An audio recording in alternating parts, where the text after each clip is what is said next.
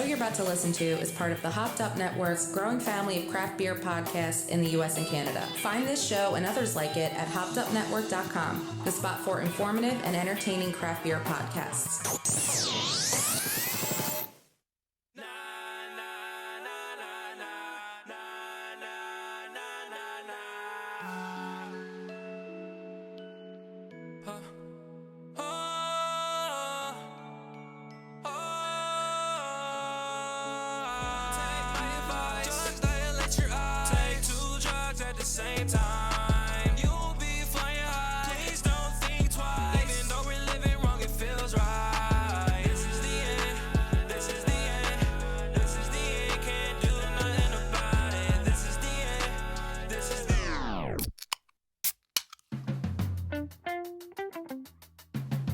Want a beer? Hook it up! Yeah. Hook me up!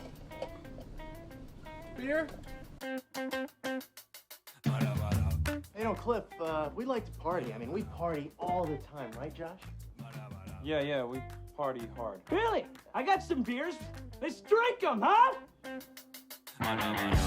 Man, this fucking sucks, alright? Last fucking day of school, no fucking party, no fucking... Waste another fucking... Shut up. That's cute. I remember when I had my first beer. You want some of this milk? Rather have a beer.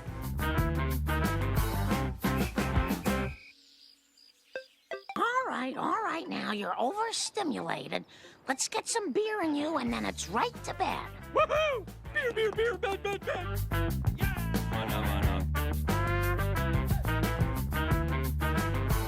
What's up, man? Oh, hey, I'm Kenny, and I was pouring vodka into a water bottle in the bathroom, and my RA walked in. Ooh, busted. Hi there. Hey, I'm Courtney. Classic college story, you know. I drank 40 beers and got naked and grabbed a chainsaw, went behind North Quad and cut down like 35 pine trees. Last night, me and Blaine got to talking, and we came to the realization, dude, that you have a drinking problem. Okay, good one. Now can I have a beer? Have you been drinking? No. Are you drunk? If you really want some film at 11, why don't you follow me down to the brewery? I'll tie a bowling ball to my ankle, dive in the vat of beer. I'll leave this world the same way I entered my marriage, dead drunk! What do you guys give me if I kill that bird? Barbara, that's a bald eagle. Get away, Baldy!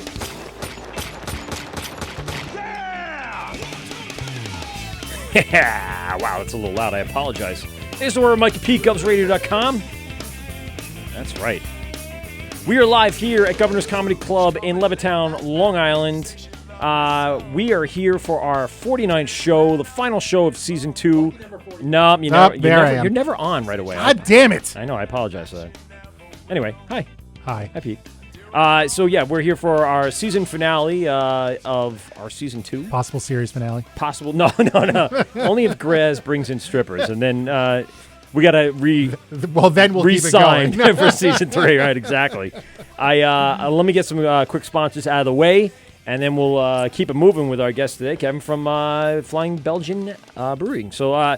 This is where Mikey B, GovsRadio.com. Give us a call, 516-465-3990, 516-513-0515. Telephone lines will be open all night tonight. We expect a bunch of calls from people, friends of the shows, saying hello for the final time in Season 2, and some guest breweries probably calling in at one point. I reached out to a few, so we'll see who makes the phone call in this inclement weather. And if you are sitting home, of course, and you're hearing us somehow, some way, here's how you can find us, by the way.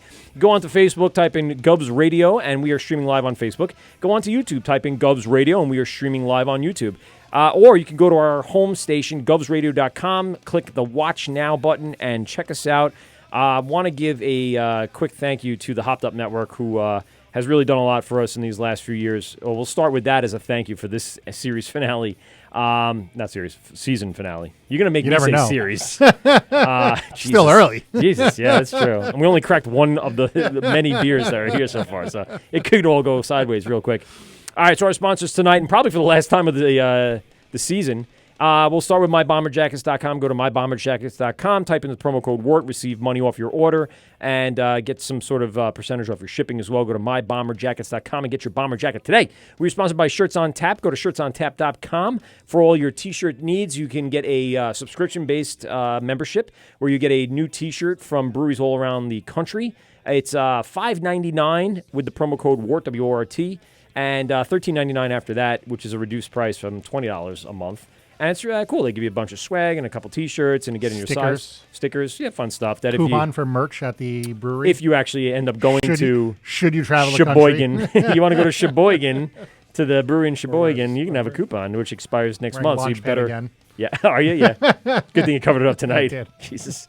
We're sponsored by Brewers Hardware. Go to brewershardware.com and go ahead and type into that promo code WORT and receive money off your order. That's for our small home brewers all the way up to our large capacity needs. Brewershardware.com. We're also sponsored by taphandles.com. We've been handing a bunch of those out there and posting up on our Instagram and our social media. Check them out at taphandles.com and, all the way from your custom-made individual tap handle for your little kegerator at home all the way up to a very large capacity need. So go to taphandles.com. And, of course, Brewers, I said Brewers Hardware, sorry. Hartwell Woodshop. And don't forget about Tavour. Tavour. For beer mail at your door. Tavour. Legal beer mail. Legal beer mail. I guess it is legal at this point, right? I mean, I would well, think that Tavour is legal. Everybody else shipping beer mail to their friends. Right. Not so much. Well, that's fine. Who am I going to send it to? A 13-year-old on purpose? Come on. Let's I mean, be real maybe. here. You never know. I These would, are strange I times. so would. It is so strange out there. Strange things are happening. So go to Tavour, type in the promo code WORT, and receive a percentage off your first order from Tavour. Beer mail at your door. Anything else that I missed there? Should I mention Copaig's Fine Fare? Yeah. No, because they were sponsoring the first season, but I've kind of resurrected the relationship with Franklin over at Copaig's Fine Fare over the last few months, talking to him a lot and get him more interested in being part of the show again after our falling out. So everything seems to be on the up and up. And we're looking for brand new sponsorships. We're looking at new stuff for new products that help the craft beer drinker out with their daily drinking habits. So we'll be searching and scouring the inner tubes, finding out the right thing to bring to our audience and help them receive some money off and stuff like that. But fine line between drinking habit and drinking problem. Right. Well, the habit is a problem, but only if you make it a problem. If you make it a habit, it's fun. It's only a problem if you admit it. It's like knitting. Like, do you like knitting? Yeah, it's No. kind of like a no, biting your nails. Do you like knitting? No, I hate knitting. I'm just saying.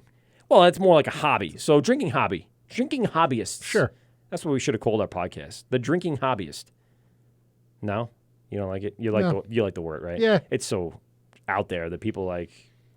Well, I like the fact Should we that change the name for season 3? No, we're not changing the name for season 3. Absolutely not. Restart as a new show. This could be the series finale. Yeah, well, it could be resurrected as a brand new show with the same people, same faces, and we could interview everyone all over again with the new title. So we're here live at Governor's Comedy Club, and today in the studio we brought with us Kevin from Flying Belgian Brewing Company. What's going on, buddy? Not much, man. Thank you so much for letting me come here. No, thank you for coming down on this especially snowy on the, evening. shitty night. Yeah, Shitty really night, shitty. yeah. I was about 90% sure you were going to cancel, and we would have been probably fine with it.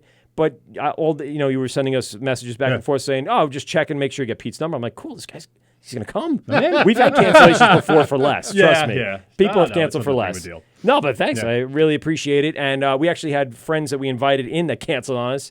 And they'll probably be calling in a little later. You know, some of them are a little far away to make the whole trip in here, especially with the snow. And don't make excuses for them. Well, they can make their own excuses when they get on the phone and I start bashing them. Why didn't you get your ass down here? It's really not that bad out. And it really isn't. It really wasn't that bad. But it might get worse later. It's raining. Well, it's going to get worse later, especially towards the city. So that's probably why Nick ended up. Anyway, we should expect some visitors such as Anthony Grazia today. And phone calls, like I said, from breweries across the country, maybe even the Wort Wrangler if he gets off stage. We'll see what happens. And then, of course, our buddies Nick and Tom, who I wanted to thank for a season of giving, as they gave a lot of their time and effort to help the show. When Pete was down, his wife was sick, and he couldn't make some of our shows. These guys stepped in, and a bunch of them are going to want to step in again in February when Pete has his third child. So we have a couple of shows actually already booked right around the birth of the child. You know what? Maybe we'll get a live. Or I could just use it as an excuse to get out of the house. Well, you're going to have a newborn, like a one-day-old. Right. So? His point exactly. I want out of the third house. child, you put him in a cradle and hang him on the ceiling. It's fine. That's it. Just the dog can babysit. Right, the dog can It's a good babysitter. It'll be fine. I guess, Kev, we want to start with you, obviously, because there's going to be a lot to get to a little later. I kind of pushed everyone out till later in the show today. So I want to start by talking a little about where this all came from, because we've seen the logo around Long Island for a while now. Years. I mean, years. For years. You've had a pretty good branded product out there. I used to work at the meatball place, and we had the Blonde on tap for almost all the time. It was one of the set non-rotating tap handles. So I know you've been doing this since the birth of the craft beer craze here on Long Island. I hate to say it like that because it demeans the whole industry, but it really is. It's like exploding. You're a jerk. No, every town is. Can I just say something really quick? Because I know I talk a lot, and I'll get it out now because then I really want to start drinking. So I commented on Small Craft's Instagram page. During Thanksgiving, they were thanking everybody for all the help that they've gotten and all the people that have come down. And my comment was, we have an unbelievable experience here on Long Island. The amount of breweries on just the South Shore. I didn't even mention any North Shore breweries. And I went through a list where I had to cut people out of the list in the first comment because I tagged too many people.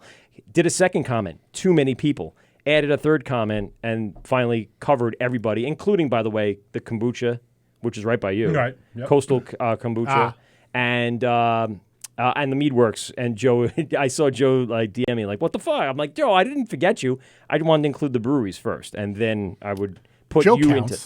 He does. It's not quite beer, but Joe, we love. Dude, I love Joe. And then he and I were going back and forth. I saw. He wants to have an all Lindenhurst show. I think we should do it. That'd be fucking fantastic idea. A fantastic idea. Does I've he been live wanting in to do that Lindenhurst? for what? Does he live in Lindenhurst? I don't know. He's close though. He's got to We'll be. figure it out.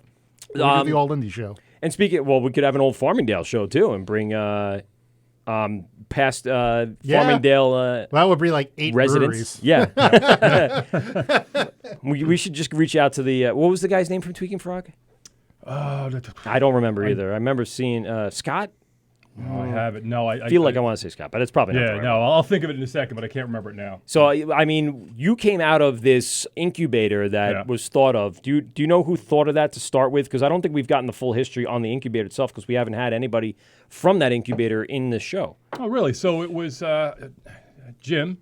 So originally it was a funny little place. Yeah. Because it was a combination bakery / brewery, right? So Jim, liquid bread, real bread. Right? No, sweets. Sweets. Oh, yeah. So Jim, I think his original idea was that he was going to put up a brewing arrangement and let home brewers come in and use it. So we talked to the LIBME. Yes. We talked to them, I'm pretty sure.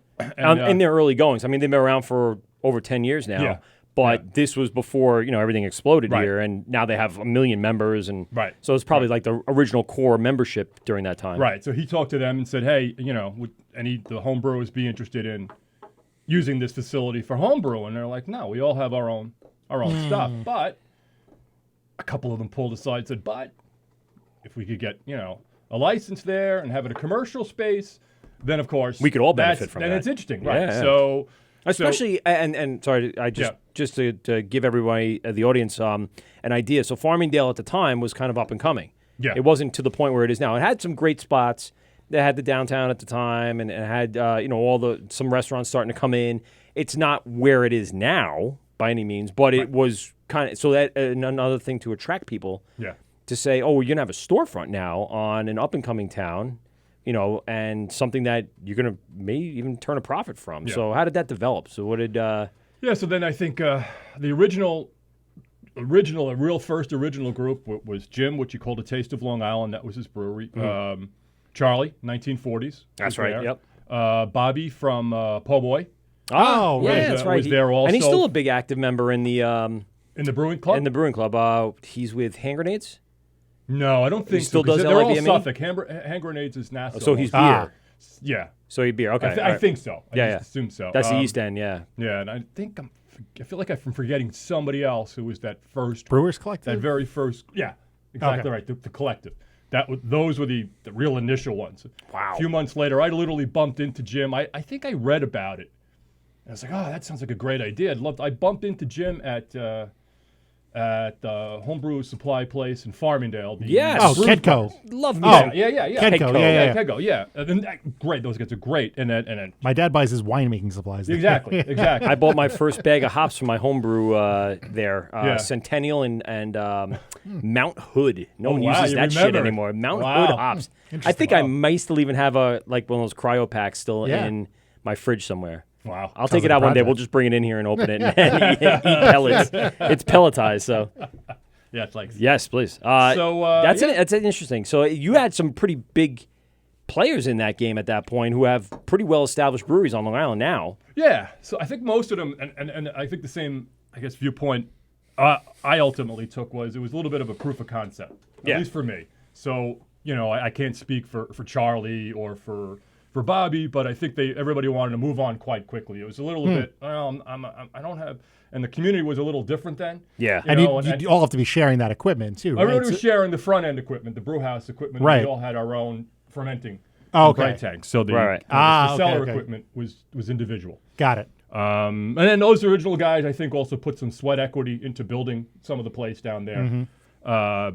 Yeah, because at the time, wasn't the fermenters and everything down the basement? Mm-hmm. Everything was down there, right? So it was downstairs. It was a little tight. Wasn't an easy brew day. No. and for whatever reason, I took the longest. I know, but and it's not because I'm more thorough. It was just for whatever reason I took a long time. But was it the style you chose more than likely, or is it partly? That was only a little bit. I really never figured out why I was there forever.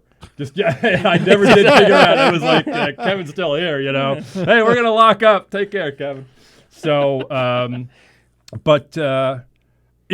know they all moved on, and for me also it was okay. I had a minimal investment, and I got to prove that there people like my beer. Yeah. Which believe me, because the licensing process and the build-up process, no matter how you do it, takes like a year. So I'm sitting there going, is the world ready for Belgian? Or is Long Island ready for Belgian? And I really didn't know. And then after a while, it was great to hear people independently just say, I love that Flying Belgian beer. Right. And I'm not the type to brag, but I really would hear that every now and then. I was blown away. People would ask about it just because it was so rare. It's a little different. It is. It's rare, and it wasn't easy to find. So if you were technically really looking for it, you could only find it in a few select spaces. Yeah. So it actually probably raised a little hype to it at the time. I don't want to use the word hype. I take that back because everyone's hype. Oh, hype! No. It wasn't like that. It was different. A little bit of that's better. It's rare. It's a sexier word. I like that better. Novel. Novel concept. So, So and then, lithology took over. And also, it was difficult. Like for me, for the style of beer, it was very difficult to brew my style of beer there.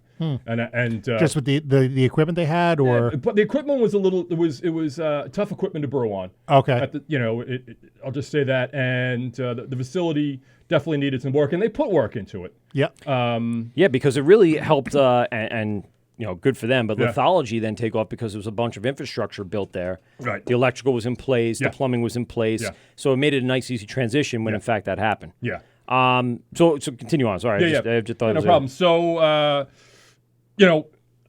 decided to move on. And then it's just difficult, to find a place. I was looking a little bit. It was also a little bit difficult. My day job, I was literally working in Washington, D.C. Oh, and I would get up on Monday morning at 2:30, drive down to D.C., work my day down there, work the week down there. Instead, my sister lived nearby, and then on depending on the schedule, Thursday or Friday night I'd drive back, and then I'd brew on Saturday, the days I was brewing. So that was let's just say unsustainable. And also I was looking for a new place, and I was like, Jesus, this is going to be really rough, but I really want to do it. I'm going to do it. And then, Long Beach was in a similar situation. So I suggested to them, I said, hey, if you guys are interested, I'd like to go in with you. Or we can't go in together the way it's structured, but I'd like with the licensing. So I want to be an alternate. And you already had yours at that point, right? I had my old prop license. Yeah, I had my license at the time, but The way it You have works. to have it a really You know how it is. is with the licensing. It's Yeah. not like, oh, you can just put white out on it. If anybody knows what white is, that's Yeah, white out yeah. anymore. And just say, oh, you were over in Farmingdale, now you're in Oceanside? Okay. Yeah, that easy makes peasy. sense to us. No, that's a gazillion year process. But so, but you know, at first I don't think, you know, they thought it was a good suggestion, and later on we revisited it and said, yeah, well, this and that, and we could work this and that. So I said the only thing is because of my schedule, I can't be the lead or whatever the head holder, the head holder of the license, whatever you want to something call like it. that, I said I just don't have the, you know, it's primarily myself, right? Number one, and I, you know, with my travel schedule, I just can't see myself doing it. So, you know. So what do you do? I'm an engineer. So what does Yeah. that mean? You're a train conductor? I wish. No, I'm serious. Whenever anyone says I know, engineer, I think it's a broad immediately it's term. like, oh, you got the hat. And It's a broad, you know. So I'm an electrical engineer. I work. Cool. I was bouncing around for a little bit, but now I'm back really to my main. So you know, where that I'm should comfortable. really help when you guys were doing some infrastructure work at the brewery at Taste of New York. Yeah. Your expertise came into play, I would imagine, right? I would, but I wasn't involved. Oh, you weren't involved in that part. But I really wasn't involved so with it. you Not were because just- I wouldn't have been. It's just Right. that those initial, Those first few the months. little plank owners, as I would say in the Okay. name, those guys were Yeah. the ones who did all the work. So Okay. it- But now, you know, talking about Long Beach and Yeah. you guys coming into this space, Yeah. how important is it to have some of that background of electrical engineering and being able to at least Yeah. know what you're working with? yeah, absolutely, it's Some helpful. people I mean, get you know, it's like 80% helpful, and there are 20% of the times where I get carried away. Yeah. Like it was something the other day where I'm like, I was kind of making a $20 solution for like a $1 problem, you know, and then you know, my wife isn't hearing this now, but she'll hear it at some point. She's like, yeah, you do that all the time, man. You're always, it's like you don't need all the lights, you don't need Wi-Fi, you don't need this. I'm like, yeah, but I do. It makes me So- feel better that everything's structured out and everything's fine.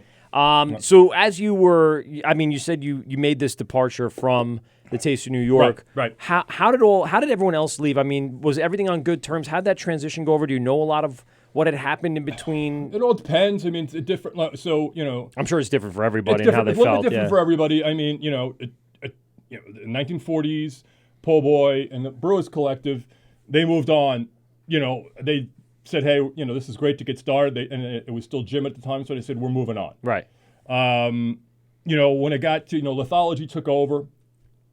You know, Do you know how that happened? Pardon me? Do you know how that happened? How lithology took over? Yeah. Did they just come in, or were they part of the? No, Jim offered it to me also. Oh, okay. So You it know, was kind of offered out there. It was offered to me, to my company, and to lithology.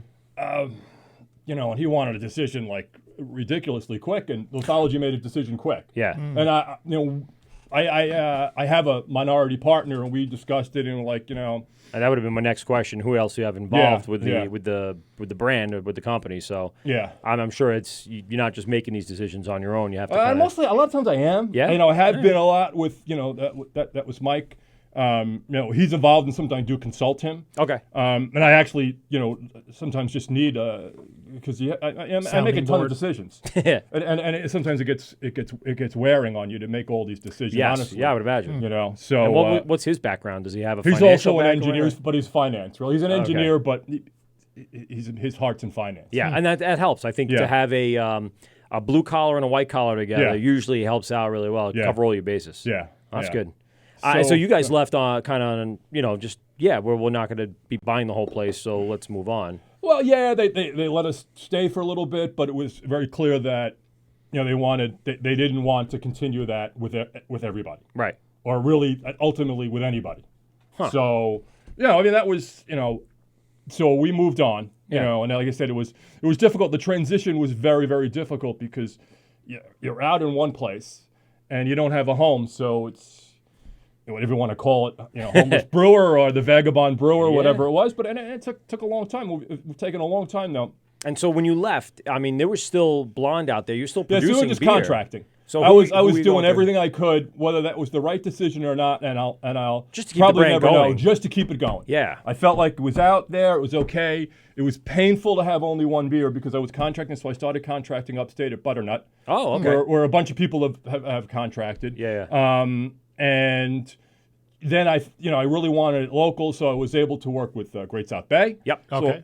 I've been doing it with Great South Bay, but it was doing it at such a large volume, I really couldn't do more than one SKU. Yeah. Okay. So I only had the blonde out there. Yeah. Which their I barrels love. are what are their barrels? They're at what are they 60, 80 barrels? What are they? Oh, there are 30. Well, anywhere the from time. 30 to 100. Yeah. Or, So or I guess more. you could choose To be honest, the and I'm lower like, I'll 30. take the minimum. In fact, Yeah. what's the penalty for doing 15? Can I do 15? You just do half of the Yeah, tank. believe please. me. I was like, because it's just, because then you're out there selling it yourself, correct? I mean, you're out there marketing it, trying to get into bars and restaurants, getting people involved with it. Yeah, I have some help here and there. Okay. I do have another minority partner, and she helps, but she moved. Oh. So she's still involved, but we'll be hopefully getting some stuff upstate because of that.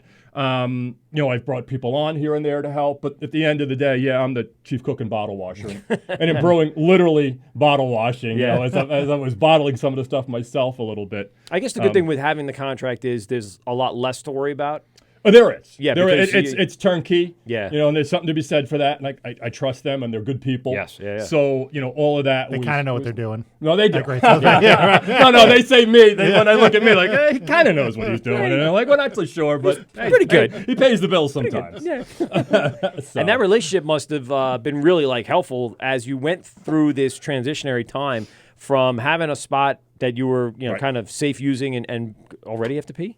No, I was gonna get. Oh, you're gonna get beer. Sorry, I'm like, you have to pee. Like I'm the first one usually. It's like, dude, we gotta go pee.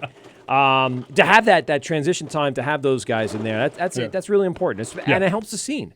Yeah. Our scene on Long Island is Something completely different. That's Rebel Kettle. Yeah. We'll try that. It's a beautiful label. I love it. Yeah. Oh, dude, that's what we couldn't stop talking about. Branding. Yeah.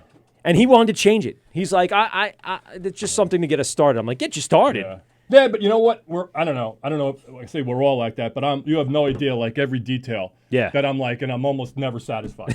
And I'm satisfied with this because I've done a lot of the direction, but I don't do a lot of the work on the labeling. Okay. So when I say I'm never satisfied, this I'm pretty satisfied. Yeah, with, when you look at it, you at least have a choice. Yeah. It's beautiful. I love the color on that. The branding is just. I don't know. So on most of the other cans, and this one's I guess a special release, but on most of the other cans, it's the skeleton with the pompadour.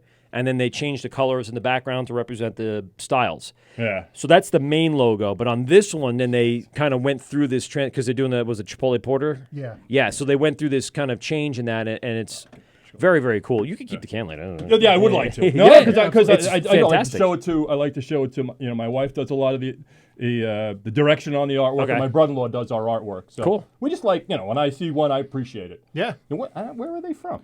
Arkansas. Oh, that's right. You did say that. Yeah, they mailed us some beer, which is super cool. So I just reached out to him really quick. Spot and I was on. like, I love the name. I love it. I love it. Right? Yeah. I love it. I reached out to him and I go, oh, this is a cool looking beer. You want to, call into the show? They're like, we're not going to call in, ...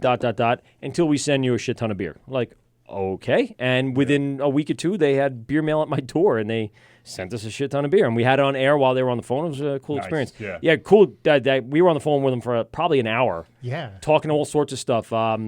Food. They do, because it's a brew pub. Yeah. It's a brew pub. Which is so different than a fucking genius idea for a burger that I don't know why it's never been a thing here.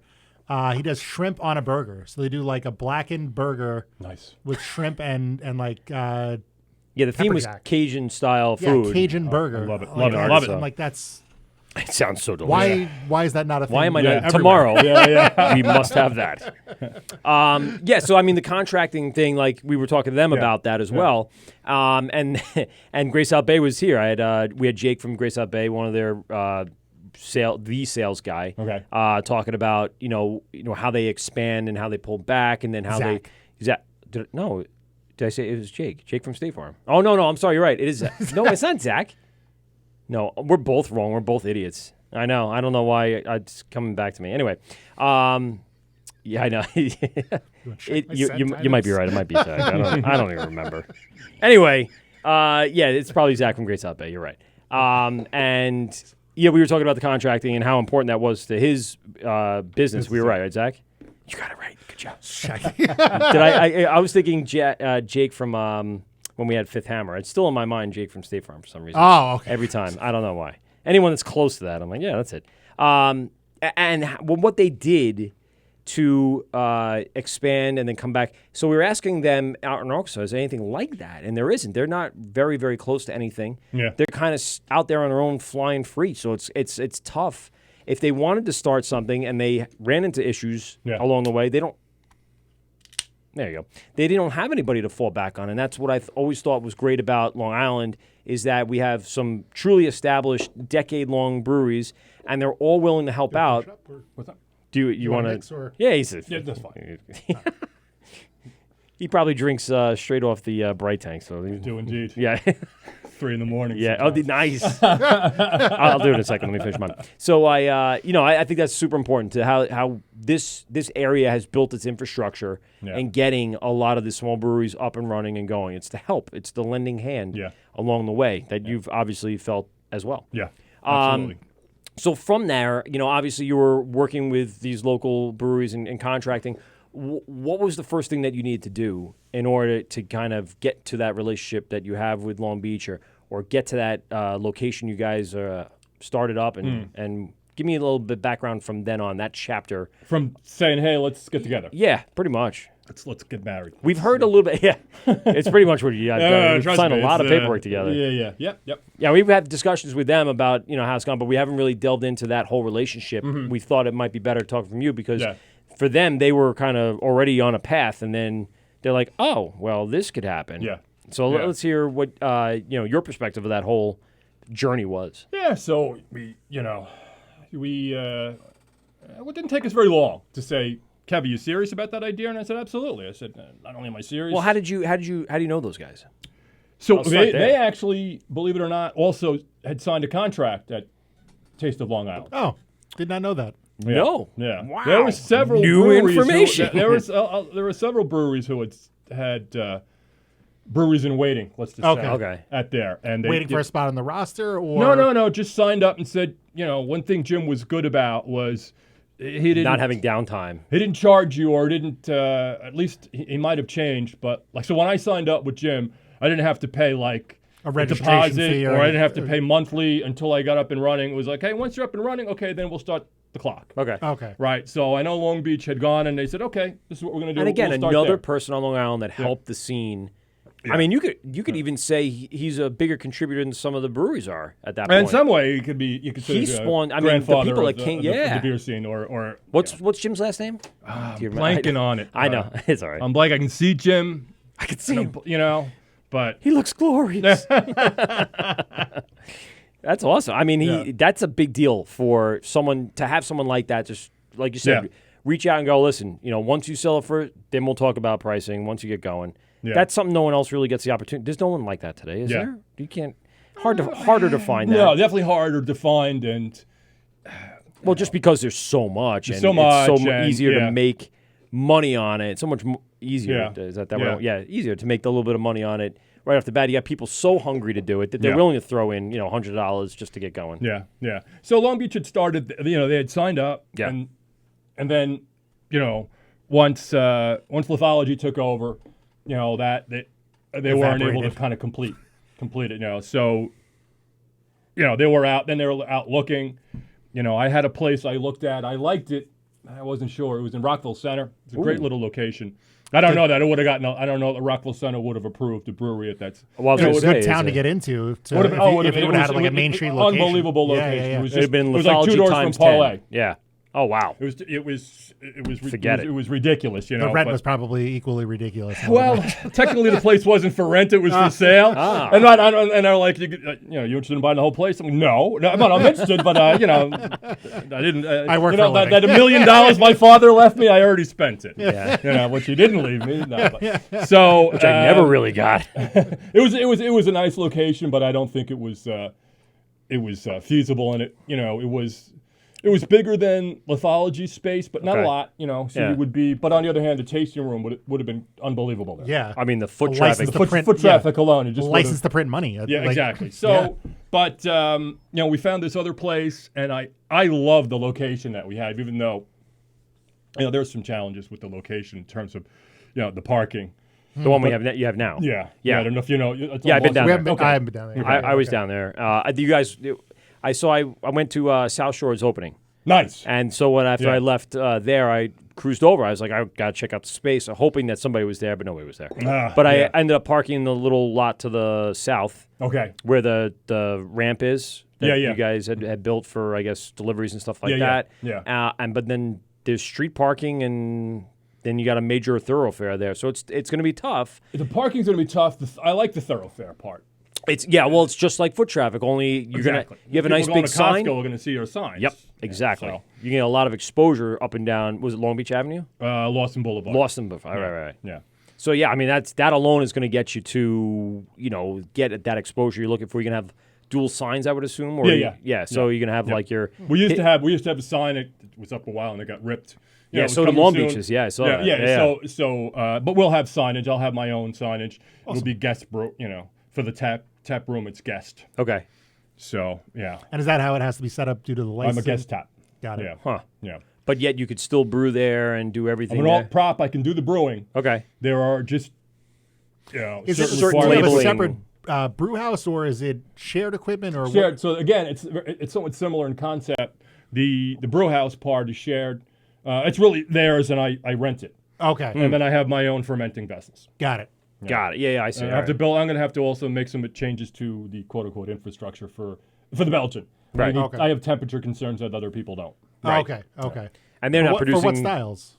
Well, it's certainly saison. Right. Okay. My saison. And I is that love the yeast ferments at a higher temperature? Yeah. Okay. It needs a little higher temperature. I mean, that's the first one I brewed. Even though I know you said saison is a summer beer, but I just love my saison. I am a huge fan. Yeah. Saison, so and that's actually, God, what did I? That was the first one I brewed. I brewed that I think October 18th. It's still not done yet. Wow. Yeah, but it had a little bit. It was with temperature adjusting to the temperature. I had to repitch some of the yeast to get it. To, but that's I love that beer. It's coming out great. On Instagram Live right now, we have Mark from Hopscotch saying hello. Says love you. And then, of course, we have Graz. Yes, he is. Graz and Mark now are having a conversation back and forth on our Instagram Live page. So it's very interesting. How many four-letter? No, Graz said he loves Pete. He's the talent. And and Mark says, ha, ha, ha. So, hi, guys. Thanks very much for watching. Get over here, Graz. He's on his way. Is there someone on the phone? And they hung up already. Oh, man. It's probably Dennis Murphy. He probably couldn't hear us because if I don't have it on. Let's find out. And do it. All right. This is the word, Mike at PeteGovsRadio.com. Who do we got on the phone? Hello, guys. I'm Mike Pico. How you guys doing today? Hey, what's going on? How's it going, Dennis Murphy, how are you, sir? How's everything? Not bad, guys. I'm watching this show right now. We speak. Thanks, buddy. Are you watching on the Instagram? Are you watching on Facebook? Are you watching on YouTube? Are you watching on GovsRadio.com? I'm watching on Facebook like always. There you go, as always. How's everything going with you tonight? I'm doing good, man. I'm just peachy, I'm great. That's awesome.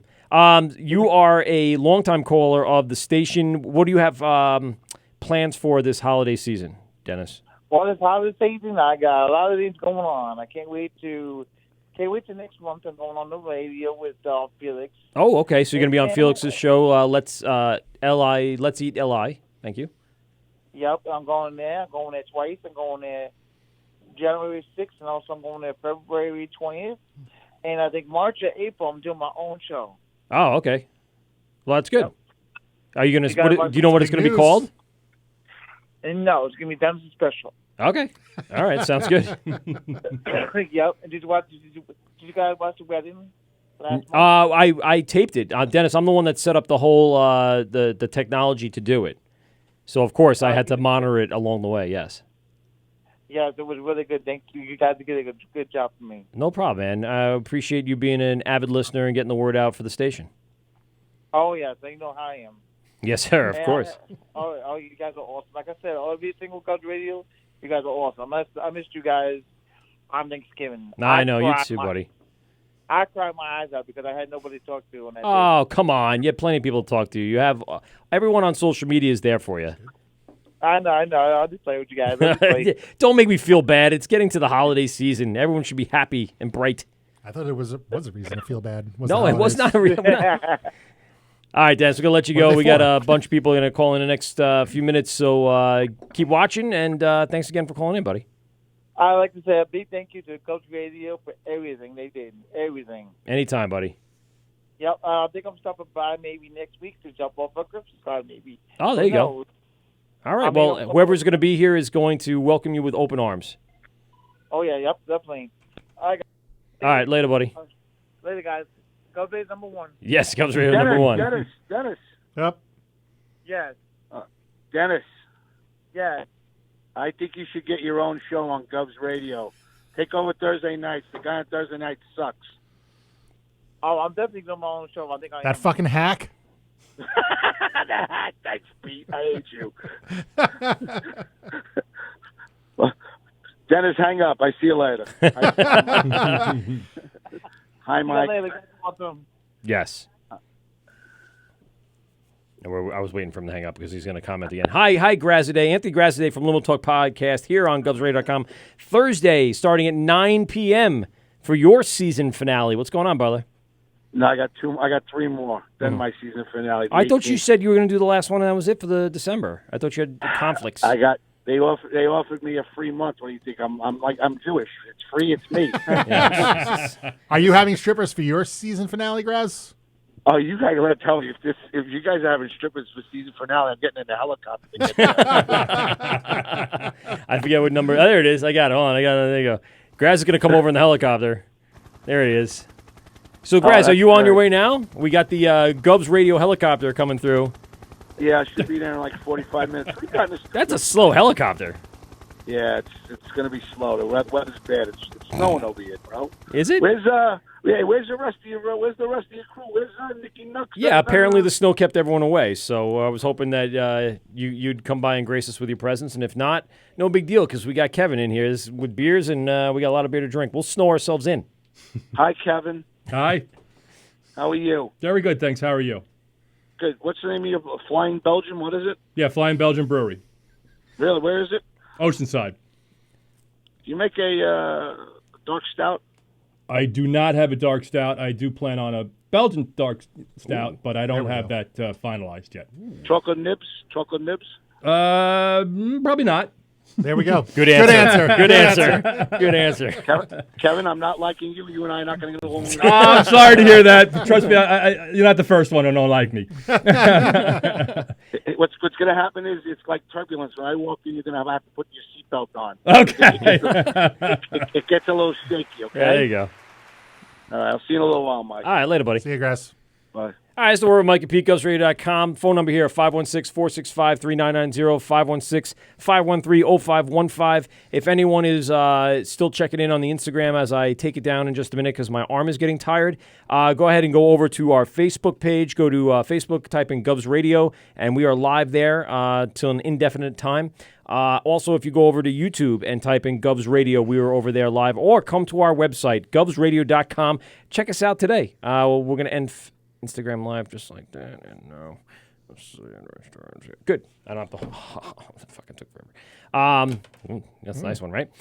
So, yeah, let's you want to take a quick break? Sure. Yeah, because we're 45 minutes in, and then we'll just reset, and we'll get back to, we'll start drinking some beers. Sounds good. I'm excited because which one did you bring? I brought the Salvation a la mode. Never had it, and that sounds. I feel like I've seen it. It's well, if we're gonna take a break, I'll tell you when we come back. Yeah, All right, yeah, exactly. Yep. Don't spoil the excitement. Right. All right, it's the word, Mike at PeteGovsRadio.com. We'll be right back after this. Govs Radio. This is the Wort on Govs Radio.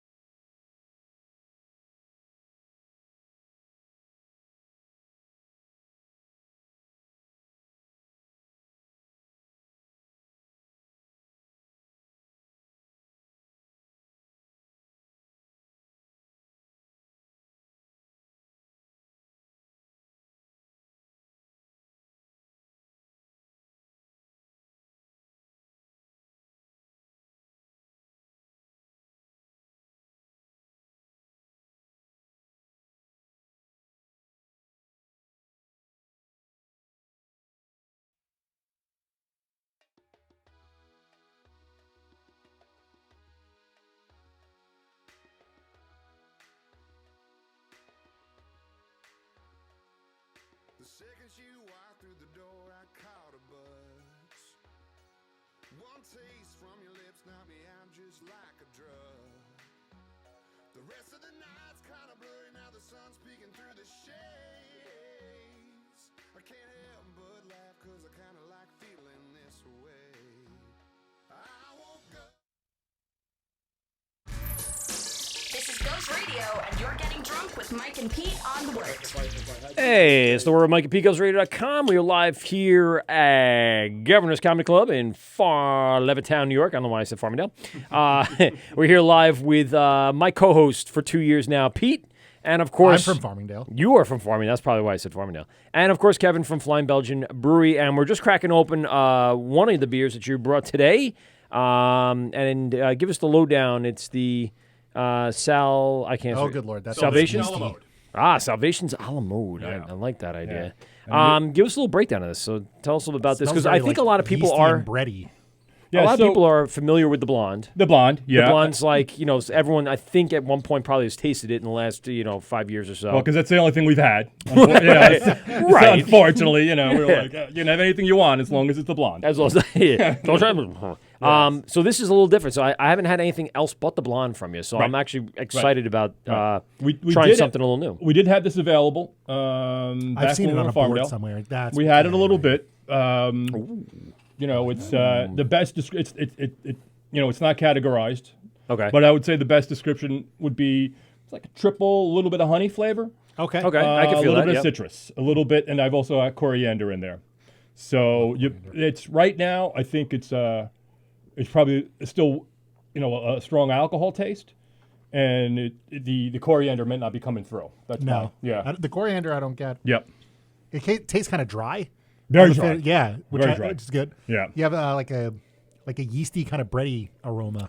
Yeah, Okay. I like that Yeah. of my Belgians. Can I see the can for a second? I just want to take a look-ski at everything. So we were talking about can art before, and you were saying that you're always looking to really perfect what you're looking for. Yeah. So traditionally, everyone would notice the hot air balloon. Where'd that start for obviously Flying Belgian? Yeah. So what's the history of that? I'll also share the kind of origin of the company name. Okay. Yeah. That'd be so. A gazillion years ago, I was taking my MBA classes at Hofstra. Wow, this is 8%. And I was thinking of and I was at that time I was interested in this is like 2004, 2005, and I'm looking how can I get in the beer business? I'm sorry, you said Nassau? No, Hofstra. I went to Hofstra. Yeah, this is my MBA courses. Oh, nice, cool. So and I said, you know what, we have to do a final project on doing a business. Okay. I said, me and my team, so let's do it on a brewery. So we did the brewery and we called it, Hofstra used to be called the Flying Dutchman. That's correct, yes. All right, somehow, I don't know if it's because of political correctness or just whatever it is, but now it's no longer the Flying Dutchman. I thought the Flying Dutchman was a great name. Yeah. What's wrong with a Flying Dutchman? I don't know. In today's cancel culture. You're asking me, I don't know, and maybe there wasn't anything. Maybe they just decided to switch over to, what is it now? Pride. Yeah, Hofstra Pride. Yeah. So which is lions or female lion, right? The family of lions. Yeah. Okay. Like Lion I was still in on the Dutchman. I graduated as a Flying Dutchman. Do they not fly the Dutch? No, I guess not. I guess it's that. I guess maybe because the crazy hats that some of them wear that makes it look like they're. For fuck's sake. I don't know. Maybe you can't. In the political correctness of the world, whatever. Yeah. So, fast forward, 10 years from then, and I always had it in the back of my mind. I'll just say my corporate career is whatever. So I'm like, I still keep on getting back in that beer business. Yeah. So I decided to go in the beer business. But believe it or not, this may sound weird, but I felt inauthentic calling the company the Flying Dutchman when I'm doing Belgian beer. Yeah. And then I could also discuss, I lived in Holland for a little bit, and I lived in Germany, and technically the part of the Belgian brewing is technically in Holland. Yeah. But it's really the Belgian or French speaking community. So not getting into all of that, I decided to call it the Flying Belgian. Okay. So I throw it out. My brother-in-law does the artwork. I said, what do you think for a logo? And he comes back with a couple of suggestions. One's the blue, and I say, I love it. Okay. I just love the balloon. You know, I mean, I could say it's aspirational. I could say there's a Eye-catching, lot to it, but I ties just love into the it. name. Like it. and at the end of the day, I just like it. It's different. Yeah. I can't think of any other brewery that has a balloon. Nope. For a logo, and we've had I think a lot of fun with it. I can have a lot more fun with it.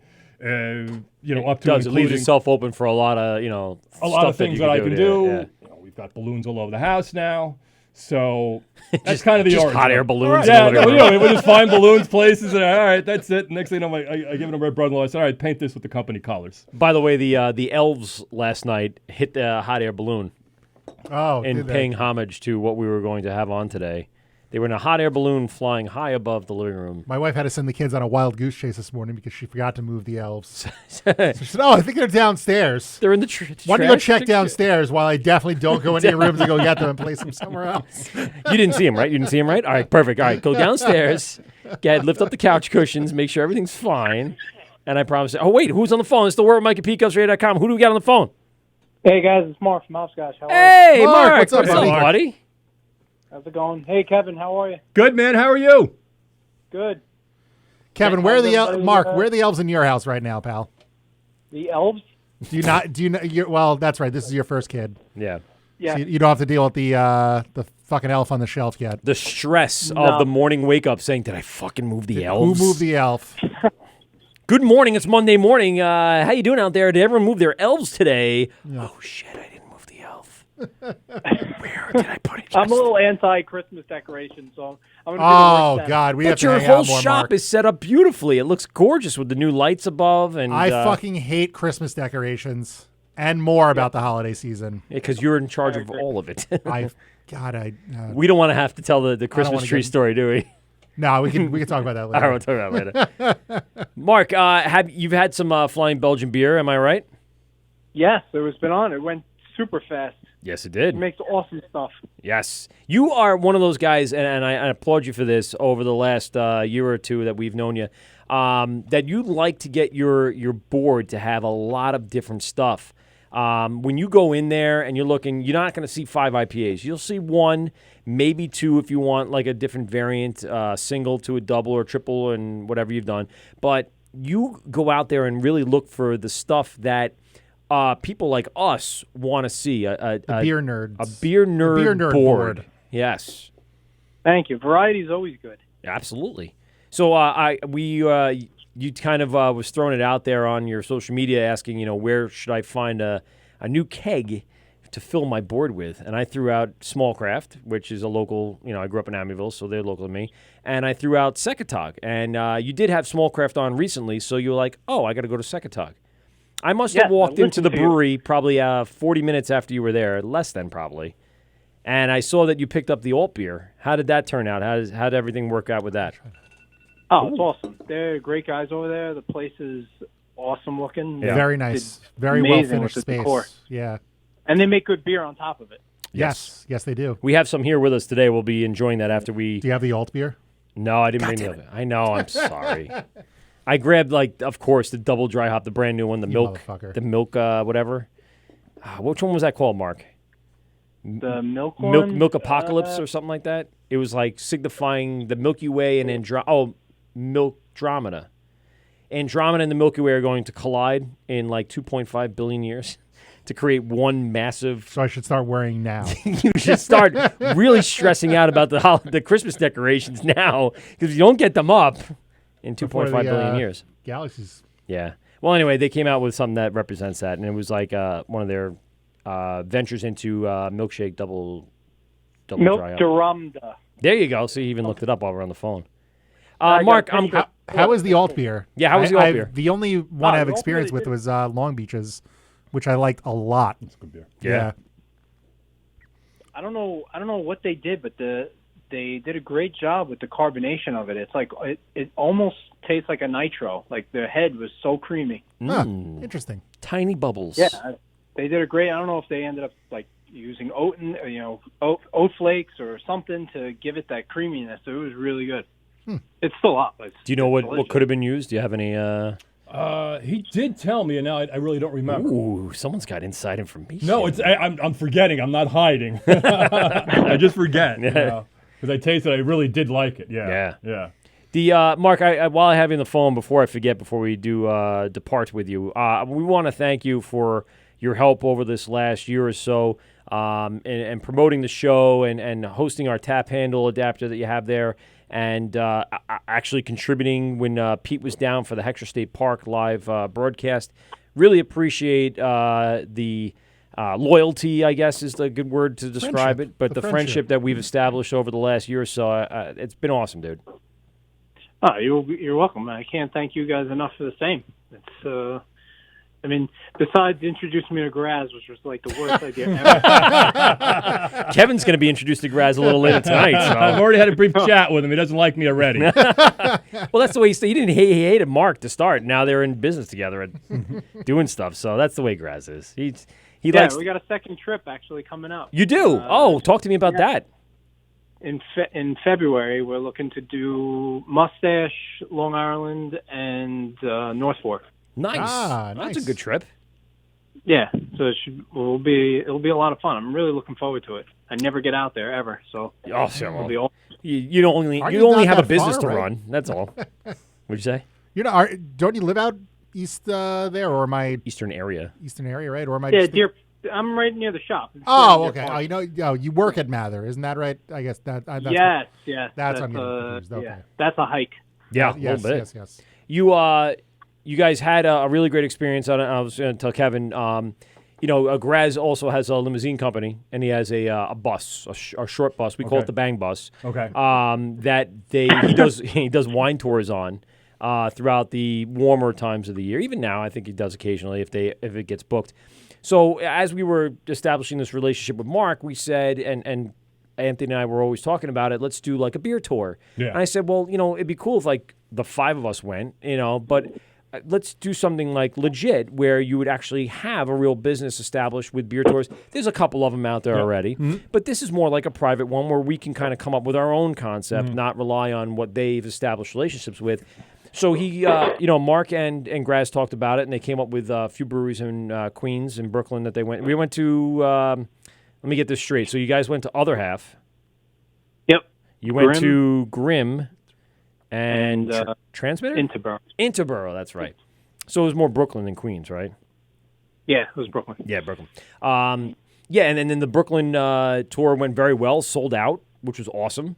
And then you guys are now, through popular demand, having to now take a trip out east and go to the other end of the island. The complete other end of the island.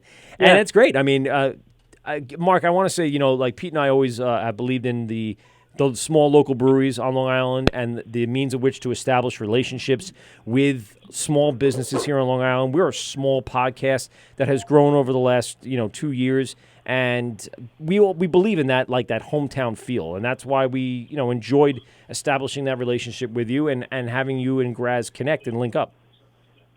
Yeah, it was really awesome. I'm glad you guys did introduce us because Graz is a really good guy. Yeah, despite what he sounds like on air, he really he's still the man. He is still the man. That's right. Wait, Mark, we have someone on the phone. It's the Wort, Mike and Pete. Who's on the phone? Nicky Knuckles there, buddy. Hey, Nicky Knucks, what's going on, buddy? Not much, brothers. What do you guys? Happy end of season. Thank Not you. Anniversary. It might be the end of the series. We're still working on it. Graz hasn't shown up yet and burned the place down, so it could be the end of everything. It's my fault, isn't it? No. No, it's actually getting a little worse out there, but we should be all right. It's probably worse by you. Oh, weather. Oh, you mean getting out of the studio? I thought you meant getting out. Oh, yeah, okay. No, I mean getting over here. We invited you to come in. Forget about it. Forget about it. Yeah. Forget about it. No, I'm working over here. I'm working on this Bronx brewery right now. Use can't leave. Okay. And that's funny. It says use can't leave. So I ain't leaving. That's a great title. Right? I love that title. Use guys can't leave now. No, it's what it is. Now Is it a Bronx Tale, right? Bronx Tale. Yeah. Oh, that's a fucking great scene, now too. you can't leave. And it's a great line, too. That's fucking phenomenal. This is a DIPA, a DIPA, 10.1% What? ABV. That's why you can't leave. Wait, isn't that cruising into the imperial realm? Like, can you really still call it a double IPA if you're at 10%? You know what? Oh God, I was gonna. So, as someone who doesn't have to brew hazy boys, do you have to? Do you have to care? You know. I've heard in the circles that there's no real triple. That they call it triple. I've heard other people say, "Oh, this is a real triple," but I've heard that there's no real triple. No, and triple IPA you means not a triple Belgian style. Right, no, or triple. IPA, right. I think that's Mark, Nick, hang on for a second. Mark, so do you have a date for that? You said sometime in February. You don't have anything set out for that particular trip just yet? It's probably looking like the 23rd. I'm just going to confirm everything, but that's, everything pretty much is settled. I'm just going to. Right. We've got to just sell Yeah, lock in the plans. Is Ryan going to make artisan sandwiches again? Yes, artisanal sandwiches. What does artisan mean? Is that the same thing?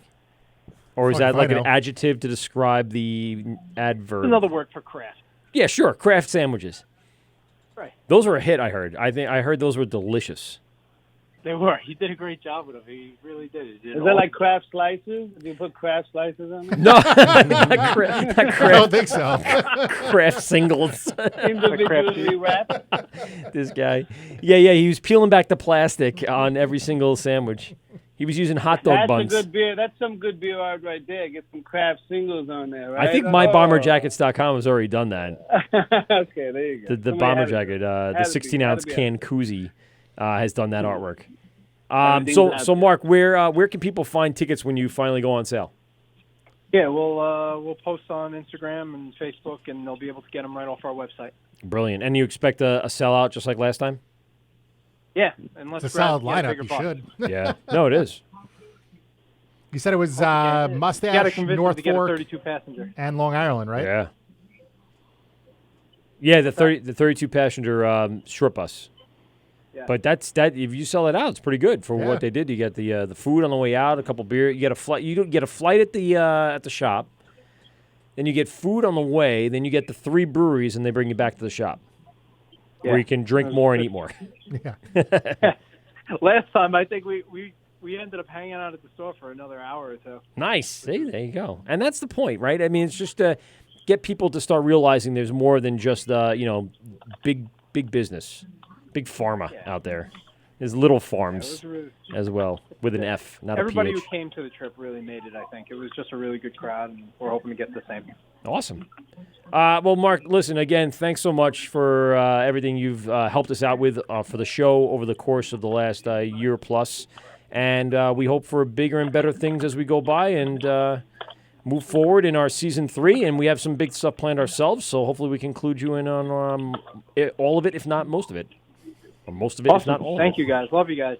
All right, and buddy. Kevin, keep making great beer. We hope to get that new one on tap. Thanks, man. All right. Good luck. Later. All right, later, Mark. Mark from Hopscotch. Go to Hopscotch on Facebook. That hurts. Better Facebook, yet, Twitter. visit Hopscotch, Long Island Avenue in Deer Park. Right, and I was going to say Great for your place. locations. Yes. Great place. And for, of course, the latest tap lineup. They have food. Yeah, now, too. They freaking have Ryan pretzels makes. and sandwiches, I think. He's got charcuterie. Charcuterie boards. Yeah, it's a great little place. It really is. Yeah. I For the craft beer lover, Yeah. it's one of those places like I gotta go. If Yeah. I see a good lineup, I'm like, shit, now I gotta go there and have like 4 of those because I don't want to go to 4 different breweries that day, but I can go to him and have 4 tremendous different breweries. selection. that day. Nice, Very good, selection of yes. food. It's a great place, a great concept. I'm Yeah. so happy for him. Yeah, he's done some great stuff, like I Yeah. said, for us as well. So we're very pleased that everything's going well with him. Nicky Nux. Yes, sir. So let me quick question for you. Where have you visited last? Where's the last place you've been over in your? So Nick is in Queens. He's our Queens correspondent. Again, thank you, Nick, for helping us out along the way. Nick has stepped up and done Taking some. my place in Atlantic City. Went to AC Beer AC Fest Beer last Fest. year, and then this year, actually it was this year, right? It was it was this year. March or April of this year. Yeah, that was hot 2019. Yeah, one. it's been a long year, Mikey. I know, dude. No, yeah. And then You're not fucking kidding. Yeah. yeah, especially for you, Man. Pete. Yeah. Dude, I took it on the chin in fucking 2019. Yeah, and more than once. He helped us out with the Farmingdale. What was that called? Farmingdale Beer Fall Fest, Festival? but Fall Fall Fest, Festival. yeah. Yes. During Sober October. I know he can't get this, Kevin. Right? So Nick is, drinks a lot. He doesn't have children. He lives with his girlfriend, but he's unmarried. So the responsibility is just his job and minorly with the missus, right? Mm-hmm. So this guy lives within the epicenter of the Queens Brewery scene. So he can go to Finback, he can go over to Bridge and Tunnel, he can go to all those guys within minutes, like we can out here. But he has less responsibility. So I just want to make sure everyone gets that point because I don't have that. We're in a great spot, but I don't have that least responsibility. You live vicariously through me, Mikey. That's a good point. You're right. I do. Don't worry about it. So Nick drinks and has visited a lot of breweries and does things, and he's very. I don't post enough to the gram for you. No. I don't do it. I don't do it. I don't do it. I just go away, enjoy these things. I live in the moment. Yes, that's I fine. don't post nothing. I don't take pictures that much. But my point was that Nick, he has this month where he's like, I'm going to do a sober October. I heard him. The I heard whole that at the fall festival when he was doing sober October. Oh, you did? You heard? Yeah, Oh, wow. All right. yeah. So you listened. Oh, thanks, Kevin, for listening in. So yeah, he did it. Not a drop, Kev. Not even a taste. At least he said that. Nothing. We don't have no actual proof. I'm telling you right now. I was next to him all day. Okay. Not a drop. Okay. Nothing. I even More willpower than me, my friend. We got we got gifted an entire case from Bayside. People were just coming over and handing us stuff. Not a drop. I said the willpower on Nick is unbelievable. I've never, ever seen that. I couldn't do it. At that point, I was coasting, man. That was easy at that point, too. I mean, I was already in it, for how many weeks already? I mean, but that was for some reason. Yeah, because it was towards the end of the month. So he wasn't going to ruin it after having that willpower for weeks and missing out on things throughout the that month to just ruin it on a fall fest. But what was the deal with you? You were away? Is that what it is? No, that was hospital trip number 2 for the wife.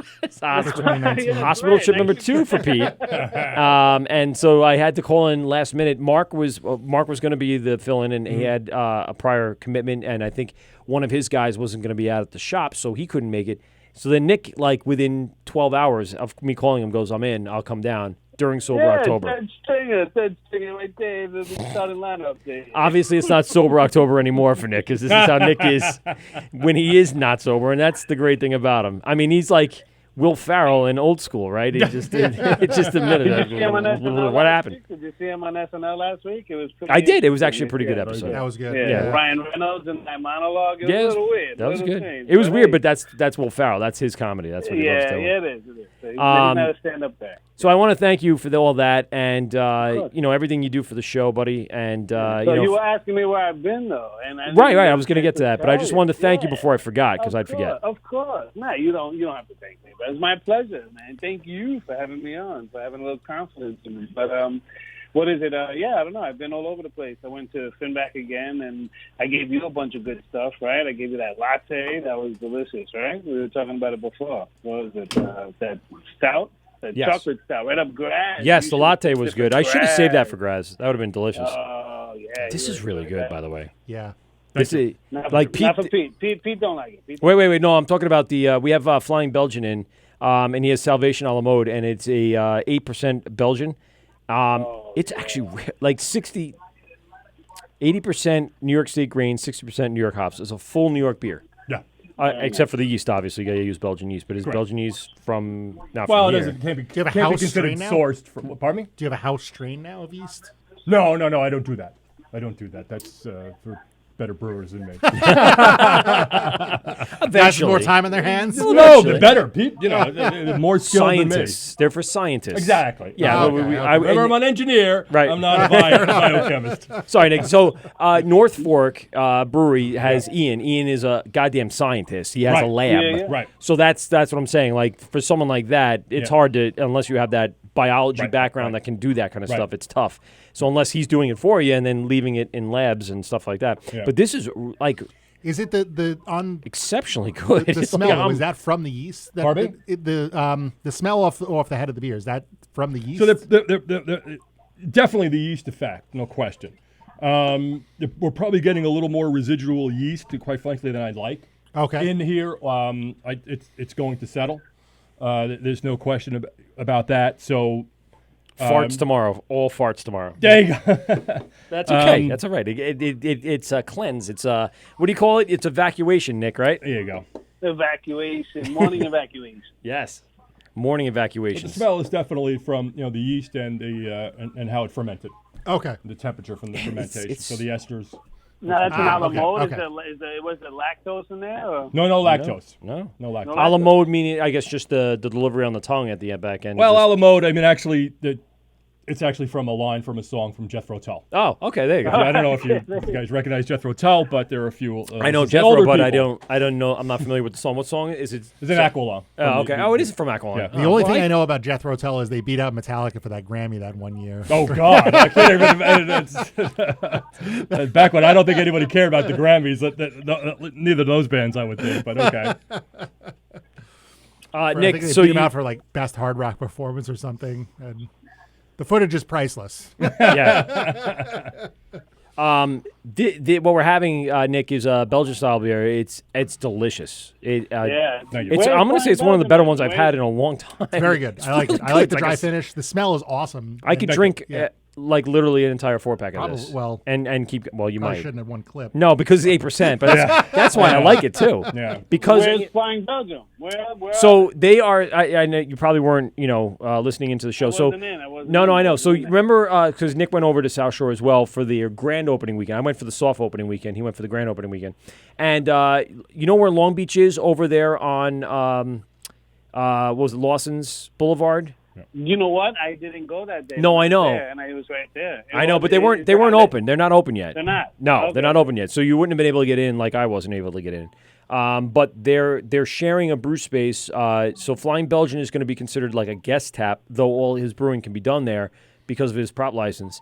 And Long Beach is going to be the kind of like the main space, but they're going to share the space. They're going to like cohabitate and have like a 50-50 split on how many taps, how many I guess. Yeah, what's cool, how many taps are you going to have at the I expect to have around 8. Oh, so we're going to have a lot of taps. We're gonna, almost, that's awesome. That sounds like a really infinite cool amount idea. of taps, but we don't consider a limitation on taps. No, you don't have 2 separate tasting rooms, are you?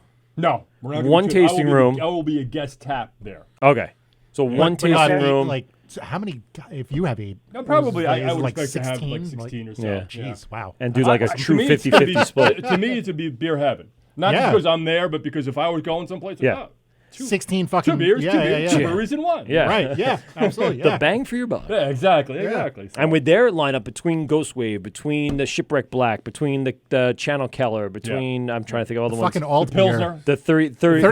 I'm not a huge Pilsner usually, but that Pilsner's a good Pilsner. It's very clean. Very clean. It's very on style. They have a nice menu of beers. So you have those. They'll probably end beer. up doing a couple. Yes, the Schwartz beer. That's the Shipwreck Black is. I think is their best beer Yeah. that I've had so far. Nick, you had that the other day. We poured that the first beer at the birthday party. We can have that next. All right. Everything we had there was delicious. Yeah, unbelievable. Yeah. Yeah. So Nick came over for a birthday party at my house, and that's the first thing I started serving up is the Shipwreck Black. Because it's delicious. And then a few pinbacks after that. It is deceptively light too. Yes, it's nice to clean up. Yeah, exactly. And we had a lot of dark beer that night, but this one was we started off with this, and it's light, like heavy wise, not so much. It has like that, nice like flavor, roasty. chocolate. Yes, Yep, it has that like absolutely. roasty malted flavor, but it's light. I'll tell you that after I brewed this, right, it's a long day. It's a long day brewing. You're tired. 13, 14 hours easily. And then, Dan was, he was finishing this beer off. Okay. So, and I'm like, I got to tell you, Dan, the last thing I would think I would want right now is a dark beer, right? I said, I'm dying for that beer. I wanted that beer so bad. It is a craver. And I just wasn't ready just yet. I was like, well, I would like normally I would think maybe a Pilsner, a light Belgian, a Wit or something like that. That'd be something for me after all that beer, all that work I put in and sweating but I wanted that beer. Yeah. That's how good it is. And it's also, I don't want to say goes against type because that doesn't sound right, but it was just so clean and crisp. It quenched my thirst, which I would not expect out of a beer with chocolate in it. Yeah. In my mind. Or a dark I've only had a few black lagers, but every one, like I just feel like it's such an underrepresented style. Exactly. I had Barrage has one on tap right now. I tried that last week. Again, terrific. Have you had his Golden Strong? Yes. I want to have Look that. at Pete. Yeah. Pete's like, Yeah, I want to have that. It's good. Which one was it called? It's very good. Because he won silver yes. at the Great American Beer Oh, Fest. yes, correct. Yeah. For that. Can't So think of I'm the like, name of it. I want to get. It's I got a didn't get really chance good to get to name. his place, but I want that. I want a lot of his beers, but I want that. As a Belgian guy, I want that beer. Man, we've had Steve on a bunch of times. Yeah. He's a fucking great dude. He's super Yeah. fun to hang out with. But Yeah. his beers are really goddamn good. And Yeah, I know they're really that not your style, but like his IPA lineup. Yeah, no, is everything. I mean, I'm not a huge IPA. Sometimes I'm like, Sure. okay, but I don't necessarily lean towards it. But I love what he does. I love the uniqueness of his Yes. beers. The fact that he stands out. Like you go to Barrage, you know what you're getting. Right. In my mind, I think that's fantastic. And I Agreed, think yep. his beers are fantastic. And I'm a big fan. I hope. I don't know that if he's canning the Golden Strong, but just as a selfish fucking Belgian should. guy, He right? should. Exactly, and Yeah. I'm sure he's going to. He got a I mean, silver medal you for want a it. silver medal. Yeah. Yeah, but I just Conquer and divide. That's Conquer, like- then then divide. divide, yeah, yes. he's I gonna, had to otherwise look he's it going to up. make me go to the tap I room. don't know if he's and, canning that, but I saw him it a at bad Total thing? Wine over the last couple of days. He was Barrage. I was surprised to see him there. But yeah, a lot of the smaller guys, even Bridge and Tunnel now, they're getting with these distributors now, I guess, and they're getting out there. I've been seeing the cans distributed a little more widely now. Well, that's it. I mean, people now you got Malt Man that can come in and can your shit in 2 hours. Boom. Yeah. But it's in and out. Yeah. The pricing is right because they're moving on and doing 3-4 brews a day.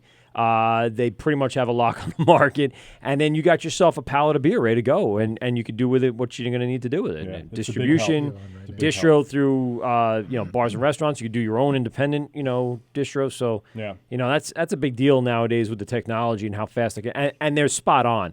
I mean, you might get one or two here and there, but from the amount that they produce and within that short amount of time, you got a solid product. Yeah, they're trustworthy. They're loyal. That kind of stuff.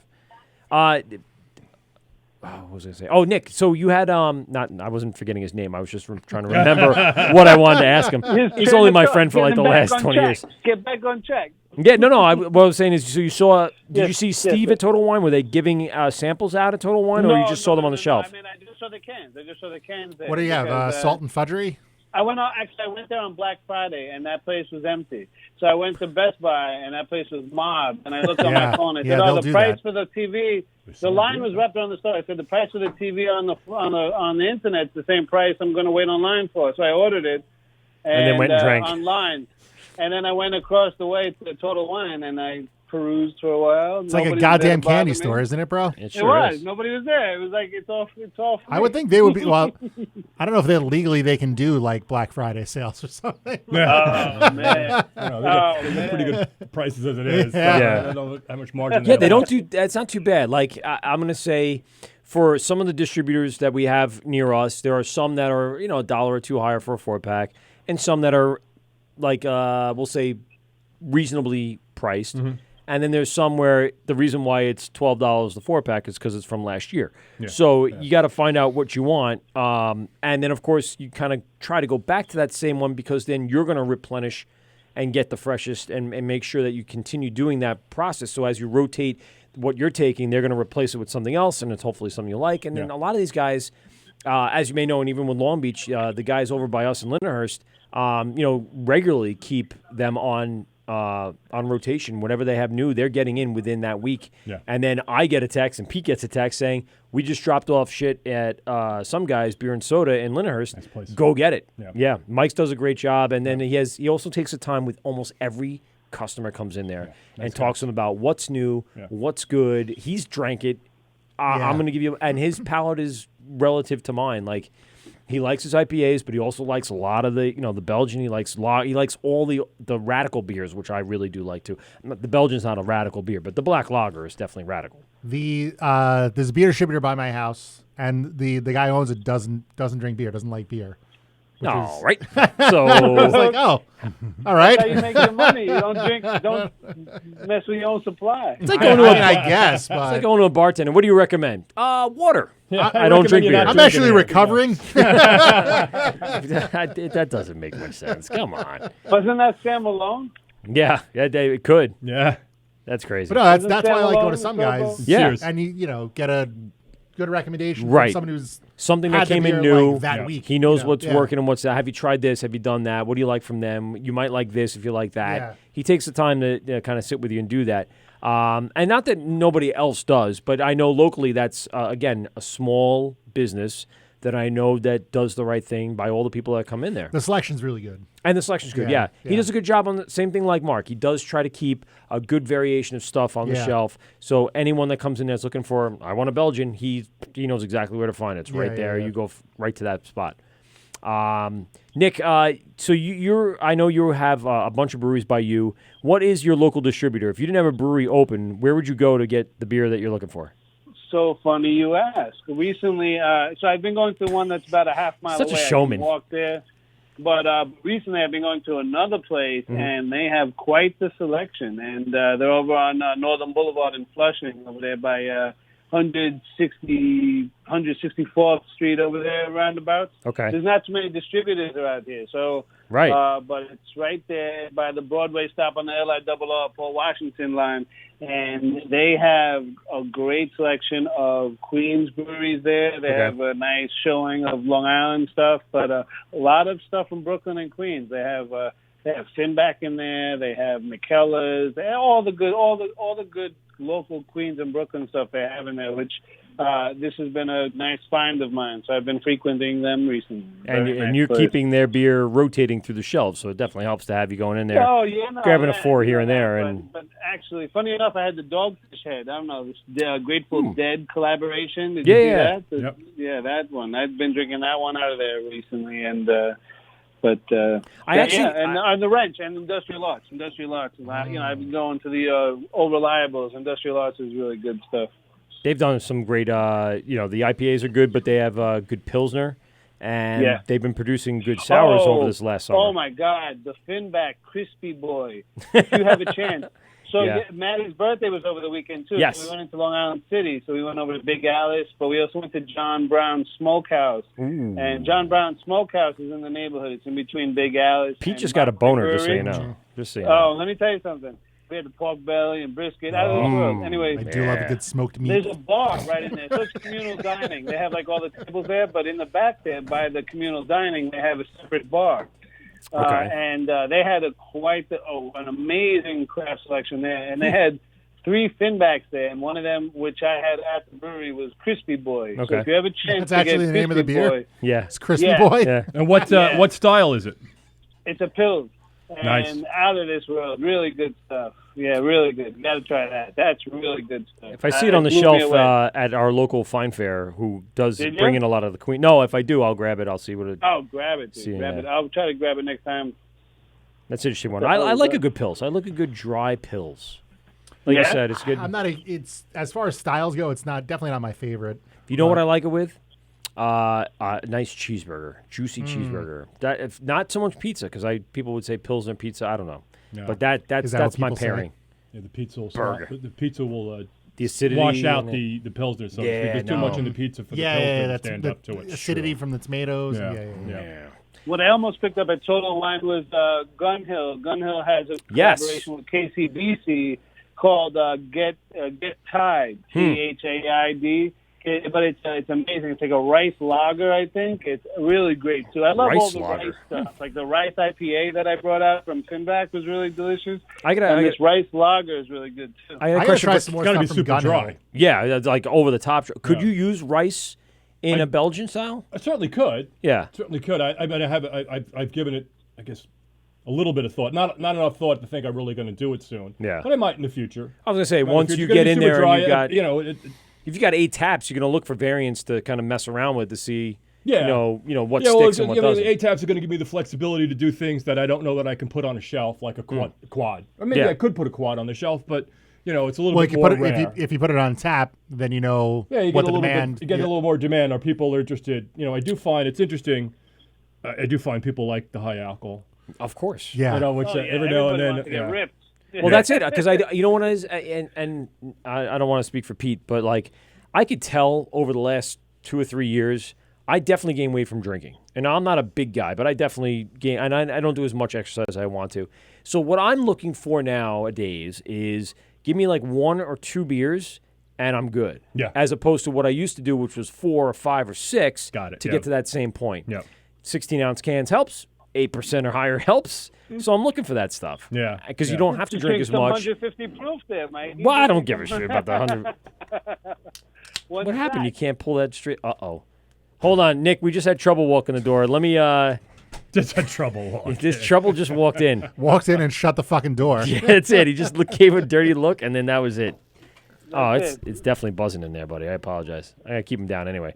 So listen, again, Nick, I'm gonna hang up on you because we got grass. No, I want to talk to Nick. Where's Nick? Oh, jeez. What are you doing here? Talk to Graz? Why? What? Me and Graz can't be on the air at the same time. Because we're radio gold, Nicky Nux. You know that. Everybody's head will explode. Their heads will explode. What's going on? You know, listen, I was enjoying the Wort with D-Train and Nicky Nux over at Nassau Coliseum. Oh, you were listening back to that show? Oh, that thing was great. That was probably the best part of the segment. And then you guys talking to Santa Claus was really good. Dude, so that guy was creeping me the fuck out. Yeah. he was too good. He was really good. That was His kind of wife scary. called him, and he has her on as Mrs. Claus in the caller ID. He's got a license he showed me that said Santa Claus. And was it a real? He's legitimately thinks he's Santa Claus. That guy. And he's friends with the daytime show, and I guess they're good friends. And I'm like, all right, you could. Oh, really? I didn't even know there was a connection Not someone there. I would want to spend more time with, I'll be No, honest. huh? No. He's getting all sorts of fucking Me Too vibes from that guy. Wait, what? So you're blocking the chimney on him, man. Oh, wow. Jesus Christ. And he had like a slight smell to him, so I'm sitting there, I'm going. Well, we were at a beer fest. Yeah, but I'm like, does Santa Claus smell like ass a little bit? No, sweaty does. That sweaty ass has probably been in that suit for how long? Yeah, really. I mean, how often does Mrs. Claus actually do the dry cleaning? No, he was all right. Get some swamp ass going You got to on. be nice. We don't want to get any phone calls tomorrow. All right, don't be disparaging Santa Claus. Yeah, well, it's true. If yeah. anyone on this platform was going to do it, it would be me. Yeah, I think we all know that. Miserable That is Marvin true. at its That's best. right. That's right. All right, first of all, Yes. Flying Belgium. What is his first Belgian. name again? Belgian? Yes. Hi. Everybody does that, by right. the way. Everybody leans towards Belgium. Yeah, I know. I've been making a conscious effort to not try to say it tonight. Yeah. Flying Belgian. Yes. I'm not trying to be. Okay, what's your first name? I'm Lou? Kevin. Lou. Kevin. Hi, Close. Kevin. Kevin, what's your favorite baseball team? The Mets. Oh, good. I can't. Hey, there we I go. can't make fun of you now. All right. Yeah, well, you can because I'm a Met fan. No, you know. that's all right. So is Grass. Yeah, so am I. Are you in Oceanside? Yes, we are. I used to live off of Widener Avenue, the houseboats on Widener Avenue. You used to live in a houseboat? Yeah, I used to live in a houseboat Holy over shit. by the famous deli that's on. Oh God. Are you familiar with Widener Avenue? You ever heard of it? I've heard of it, but I don't know. I'm learning Oceanside more and more as I drive there every day now. How long you too. been there? Well, we've actually been in the space now for almost 3 years. You gotta know your way around now. Yeah. Where do you live? But it's a long story. Okay, and I I've found got many time. ways to I've get got to the time. brewery. Now I go there, like I said, almost every day. Yeah. But yeah, Is it a brewer? Now I wasn't listening because I had my client in the back of the car, and I don't mean to make you repeat. Did you kidnap this They're one? in the same building as Long Beach. yeah. Oh wow! So it's Dan, a double, Brett, it's Pat. a double dose. Yes. Oh, I love threesomes. It's kind of like Well, like you How'd said.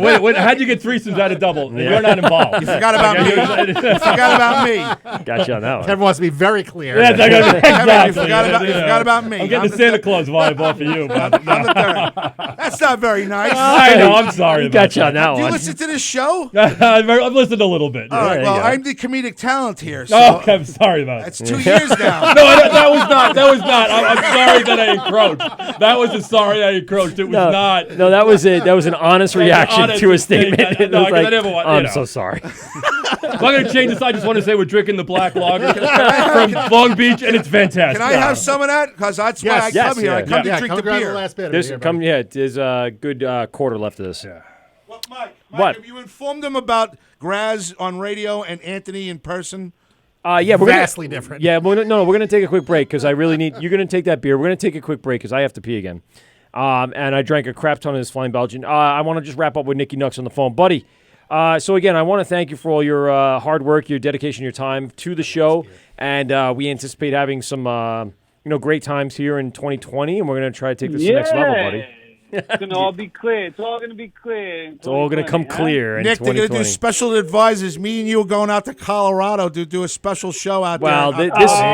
this all might happen. I'm going to let you know that we do have a connection for GABF and the ability to broadcast live from GABF. Have fun. Yeah, Pete's not going to be able to go. So that if I've Pete already can't thrown go, it out that, there. that means I'm 1A. Yes. So that's, no. Nick is 1A. I'm one you're, double You're A. 1 double A. Yeah, That's sure. right. Like We're the not going battery. to kidnap Pete. We're not going to kidnap him. Like We could kidnap they him, do but in the movie? I don't think I'd want to live with him after we kidnapped him. Oh my God, this beer is Oh, fantastic. well, we'll just keep Yes, him gagged.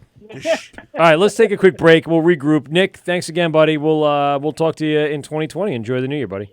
Enjoy the show, guys. Nikki, give me a call on Thursday night. I got 3 more shows. If you're around, give me a call. Gotta fill time. Listen, if I remember, I will, brother. Same line, same number? Yeah, same thing. Same line, same number. I don't care if you're drunk. I don't care if you're naked banging a girl from behind. Call me. All right. I'll send you the videos. Now seems like a great time to take a break. Yeah, tell Maddie we wished her a happy birthday. Thank you. And hope she likes it from behind. All right. Pete took his headphones off. Guys took his headphones off. It's the Word with Mike and Pete, GovsRadio.com. We'll be right back after this. Oh, boy. Govs Radio. Internet radio versus whatever that alien shit is. Whose idea was this anyway?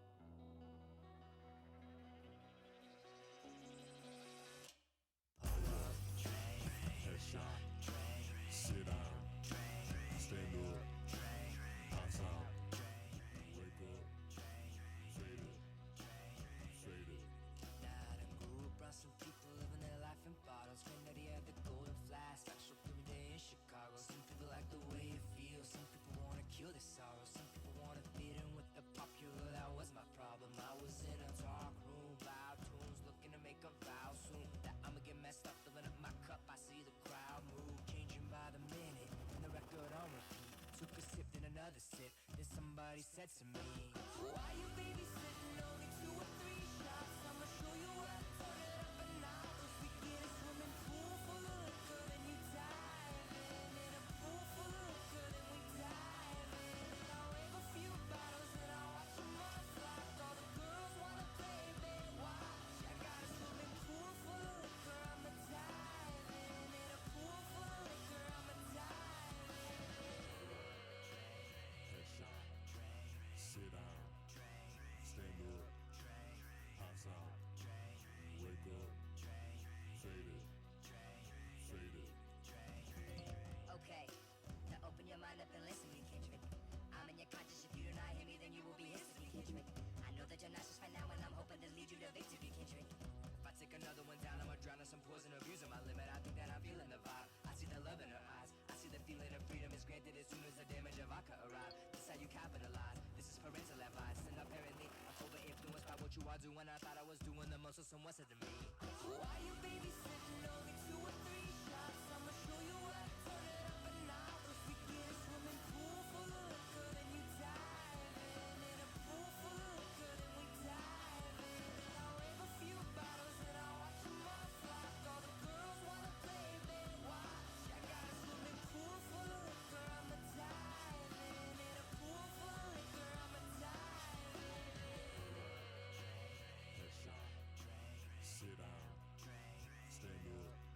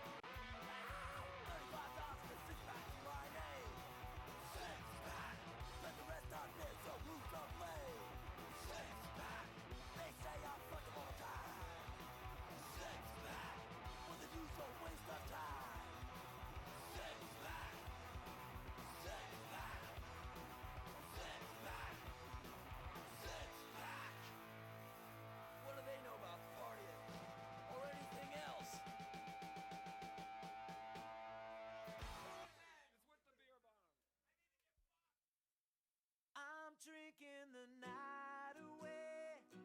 Don't matter the words you say. Until the darkest day, I'm drinking the night away. It's been 2 weeks on the run and I'm starting to rust. I've been burning up the wick at both ends. Starting to feel so alone out here with my friends. I've got nowhere to go, only somewhere to be. So Keith, he set me up another round. We're on watch tonight until the sun comes out. I'm drinking the night away. Don't matter the words you say. Until the darkest day, I'm drinking the night away.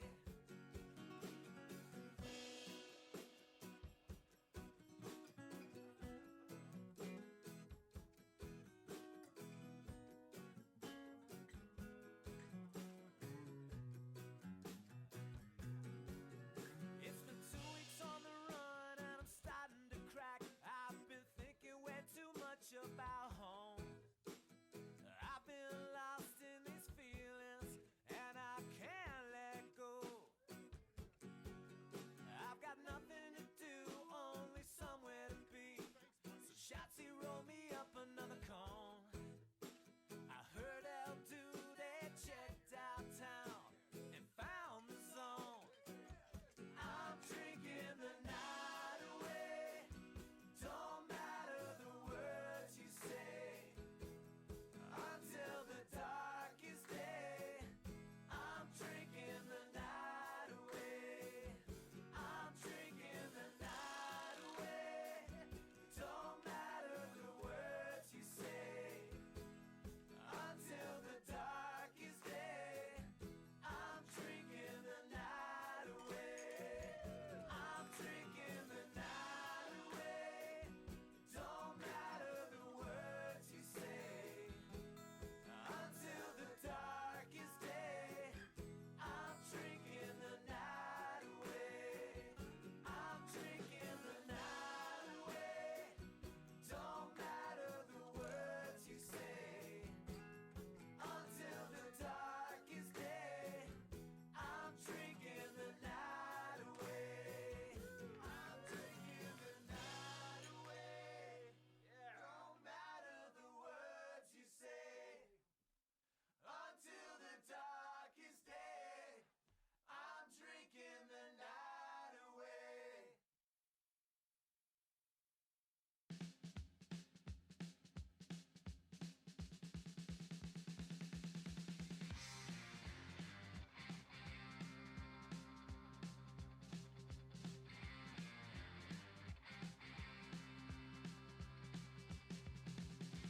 White boy in town, big black, blue sound, nightclub, I paid in, I got a stamp on my skin, main attraction really dead on his feet, black man rhythm with a white boy beat, they got him on milk and alcohol, they got him on milk and alcohol. Stay put, I wanna go. Hard work, bad show. More liquor, don't help. He's gonna die, breaks my heart. I decided eventually this ain't doing anything for me. They got him on milk and alcohol. Got him on milk and alcohol.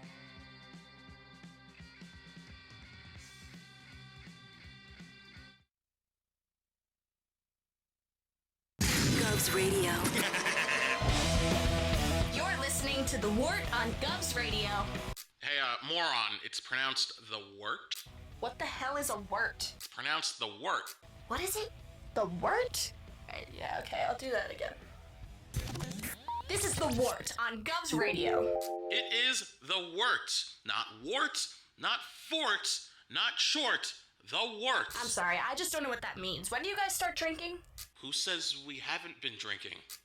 Where's mine? If I say it correctly this time, can I have a drink? We'll think about it. You're listening to The Wort on GovsRadio.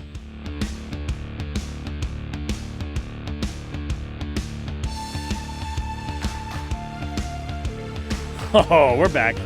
Hey, so we're Mikey P, GovsRadio.com. The phone number here, 516-465-3990, 516-513-0515. We are live here at Governor's Comedy Club in Levittown, Long Island. And, of course, in studio with us, our guest, Kevin from Flying Belgian Brewery. And really quick, before we move on here, we do have a phone call. I wanted to take this because it's someone apparently we talked to before, but I don't remember it. And I want to reconnect with my friend Joe here. Joe, what's going on, buddy? How are you? How are you today? Very good. Joe, what brewery are you from? Brainsboro Brewing. Brain, that's New Jersey. right. And Brainsboro. Brainsboro. I think we met at the AC Beer Fest. Yes, and we had a short discussion. I don't know if we had you come on our official segment, but you and I kind of hung out for a little bit with my co-hosts and talked shop a little bit and found out what was going on with you. Yeah, a little bit. Quick question: are you going to be at AC Beer Fest here in 2020? We are. Nice. We're going to have you on the show, Joe. I loved. We are gonna be there. I loved every bit of being at AC Beer Fest, and particularly because of this. There was so many breweries there that I've never heard of, that I've never tasted. It's like including a whole new, including you, a whole new world. It's like, it's one of those things where you just go and you're like, where did this come from? And how, it's a few hours away. It's crazy. When you were singing that song, were you Jasmine or Aladdin? A whole new world. I'm going to go with, I was the tiger still on the balcony left behind. Yes. Sorry, Graz. Sorry, Graz. A little too much about that movie. Yeah. I have kids. We just got the Disney Plus app. I had to watch it. What are you going to do? Been there, done that. What was the bird's name again? Iago. He's my favorite character. Iago. Yeah, I can't even do that. Gilbert Godfrey. I can't Come on, do Gilbert Godfrey. Like I try to. You gotta hit your switch. Button. Your switch is off. There you go. Said Gilbert Godfrey every Thursday night on Limo Talk. There you go. He is. Bobby Innes does a great Gilbert Godfrey impression. That's why. So Joe, give me a quick rundown of the brewery and everything again. Where you guys are located and give me a little what's on tap right now. Okay, so right now we just had our first year anniversary. So that went pretty well. We had a good turnout. Why weren't we invited? Why weren't we invited, Joe? By the way, Joe, we're supposed to be invited to these anniversary type of deals. These really good things. Well, listen, grand opening, you know what I mean, stuff like that. We're having a second year anniversary next year around this time. Joe, don't be a smart ass. I'll cut your ass off in 2 seconds. Don't be a prick. That's Anthony Graziadei, host of Limo Talk Podcast here on GovsRadio.com, just so you know. All right. You can call it his show on Thursday night around after 9 o'clock on the same phone number if you want and bust his balls all night. You want to. So you're on 1 year. And I remember just really quick how new you were. That's what I remembered, how early on it was when we got to talk to you. So pretty cool. We were so new. AC Beer Fest was our official first beer fest. So we're like, you know what? Let's throw caution to the wind. Let's go to the biggest one around. Fucking throw it all out there. Start small. Yeah, I like it. yeah, I like it. That's a cautious approach. Small. And I think that pays off for everybody when you're nice and cautious like that. So Has it met your well executed, sir. Joe, has it met your expectations? Yeah, did it meet expectations, Joe? Sorry, guys. It was crackling. Sure. Yeah, he's a little low on this side. You hear me now? Sure. Yes. You hear me now? I've been to the AC Beer Fest many times before, but no, I mean being in business when you started, has it met your expectations now where you're at? Oh. Or So our plan was, let's go a year, let's see where we're at, and see if there's a want, a need, a desire, a following, anything, Right. And we've been pretty well receptive so far over the course of a year. Now, again, we're small. We basically have a tap room. It's at the Harpcade. It's a 15-station place in Metuchen. It's Haley's Harpcade. What does that mean? I'm confused on the name. Is it a It's an arcade, right? It's an arcade. It's a Harpcade. So Okay. it's a play on. Thank you. It's a retro arcade. Okay. So front of the house on Main Street is Haley's Pub. Okay. Right. They also own Haley's Harpcade in the back. So it's a retro arcade. Sounds like pinball machines, like yeah. Stand-up games, Space pinball Invaders. machines, all that stuff. So a lot of times if you go there on Saturday, there's a lot of fathers just sitting at the bar and their and kids. so are you just, can play retro video games while you drink That's good it. beer. Yeah, like Barcade in the could. city. Have you been to Barcade in No. the city? You got to go to Barcade in the city. I have been to Barcade. Yeah, actually. there's a couple In, locations Jersey in New York City. sure. Yeah, very Yeah, cool Jersey City, concept. sure. And they're very mean- good on putting on a lot of local craft beer, interesting. and then you could walk around and play video games all day. While yeah, I drinking don't think beer. Yes. I vaguely walked out of there last time I was there. So Yes, so yeah, I agree. We had a good time. Yes, it's one of those places where you do kind of stumble out, and you're like, "What the fuck just happened? I just played video games 2 hours and I'm hammered." How did you get the Pretty much. concept of a bar in the front and an arcade in the back? How did that happen? It's kind of like the mullet of beer.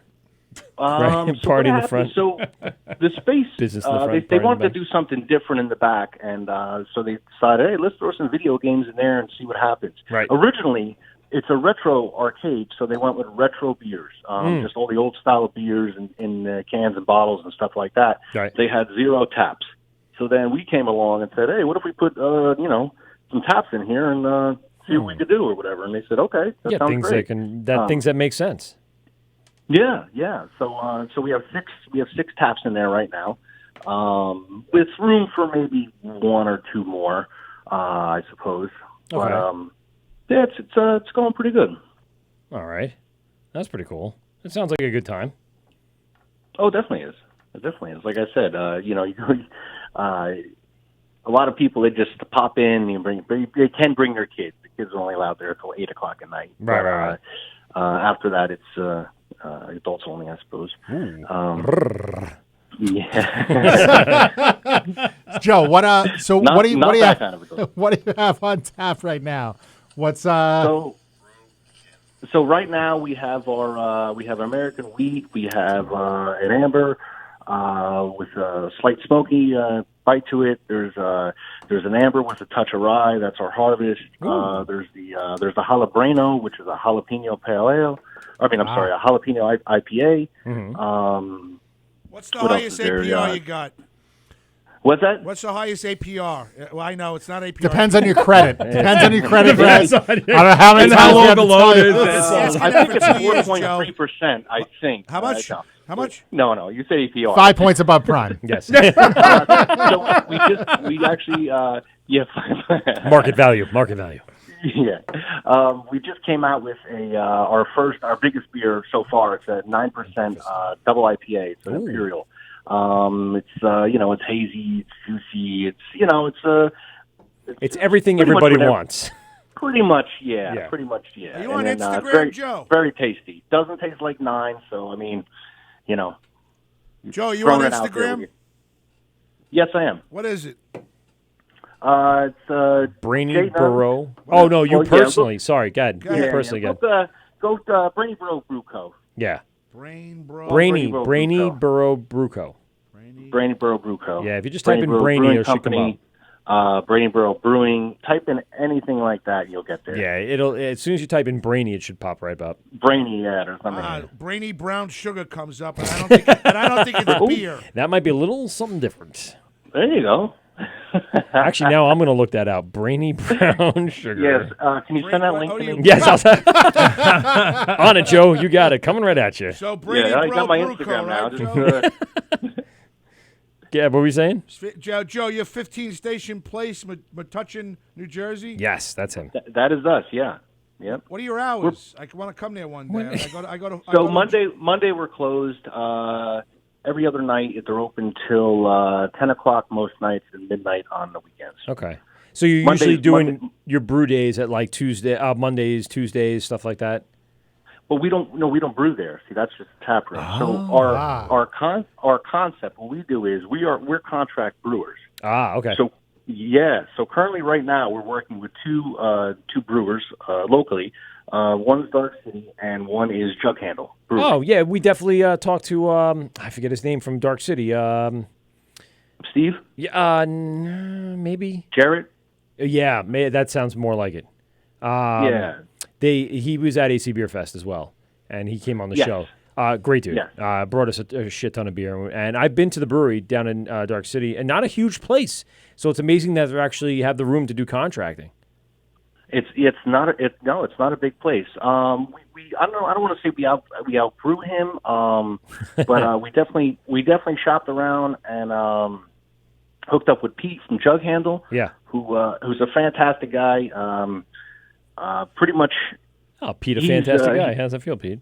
I'm not. Yeah, Pete, how you feeling? No, Pete's not a happy guy right now. It's the holidays. He's miserable. Here he goes, trying to pull Here's a story. on the strings a little bit. Joe, when you get off the phone, by the time we get out of here tonight, there's a $150 Christmas tree story you got to hear. It's going to happen, Pete. Joe, it's on going to happen. October 20th, were you one of the judges for the Brainy Borough Chili Challenge? I was, yeah. Are you Joseph Nuns? That's me, yeah. You're very attractive. I'm touching, I'm touching myself right now. Oh, Christ. I'm going to turn him off. I'm kidding. It's not that kind of show. I'm kidding. Definitely get him my number. Joe, you fit right in here. We're going to hang out at AC Beer Fest a lot. Joe, that's a very attractive sweatshirt you have there. Why don't you send Joe? That's a very attractive sweatshirt you have there. Why don't you send? All right, why don't you send Graz one and we'll promo it on Limo Talk? What's your favorite kind of chili, Joe? What do you like? Chicken chili, turkey chili, beef chili, steak chili, meat, veal, meat. Just Gotta meat throw chili. meat in there. There's a lot of veggie chili out there. It's okay, but fuck that. Fuck that veggie shit. I shouldn't say that. My wife's vegetarian. Of course, that's why you love her so much. She's the opposite of you. I'm available. That's it. Raspberry. Yin and yang. Wait, Joe. So we have Kevin from Flying Belgian Brewing Company here in the studio with you.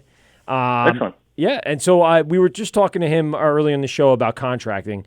So give us the ups and downs about contracting. Do you have any reservations, or has it been a smooth process? Somewhat, yeah. So how it works is I'm a home brewer by hobby, I guess. So I've been brewing for probably over 10, 11 years now. So what we do is design the beer, send the recipe. We were sending the recipe to Dark City. He would brew the beer, and then we have the beer. Jug Handle's a little different. I actually go down and hands-on brew the beer with a full-time brewer. Now, was that your choice, or was that their request? That was an opportunity, really, for me. So, I mean, if somebody says, "Hey, you want to come brew with us?" Yeah, you go brew. I mean, it's all knowledge, so it's exactly what I do here, but it's just on a larger scale, bigger pumps, bigger hoses. Giggity.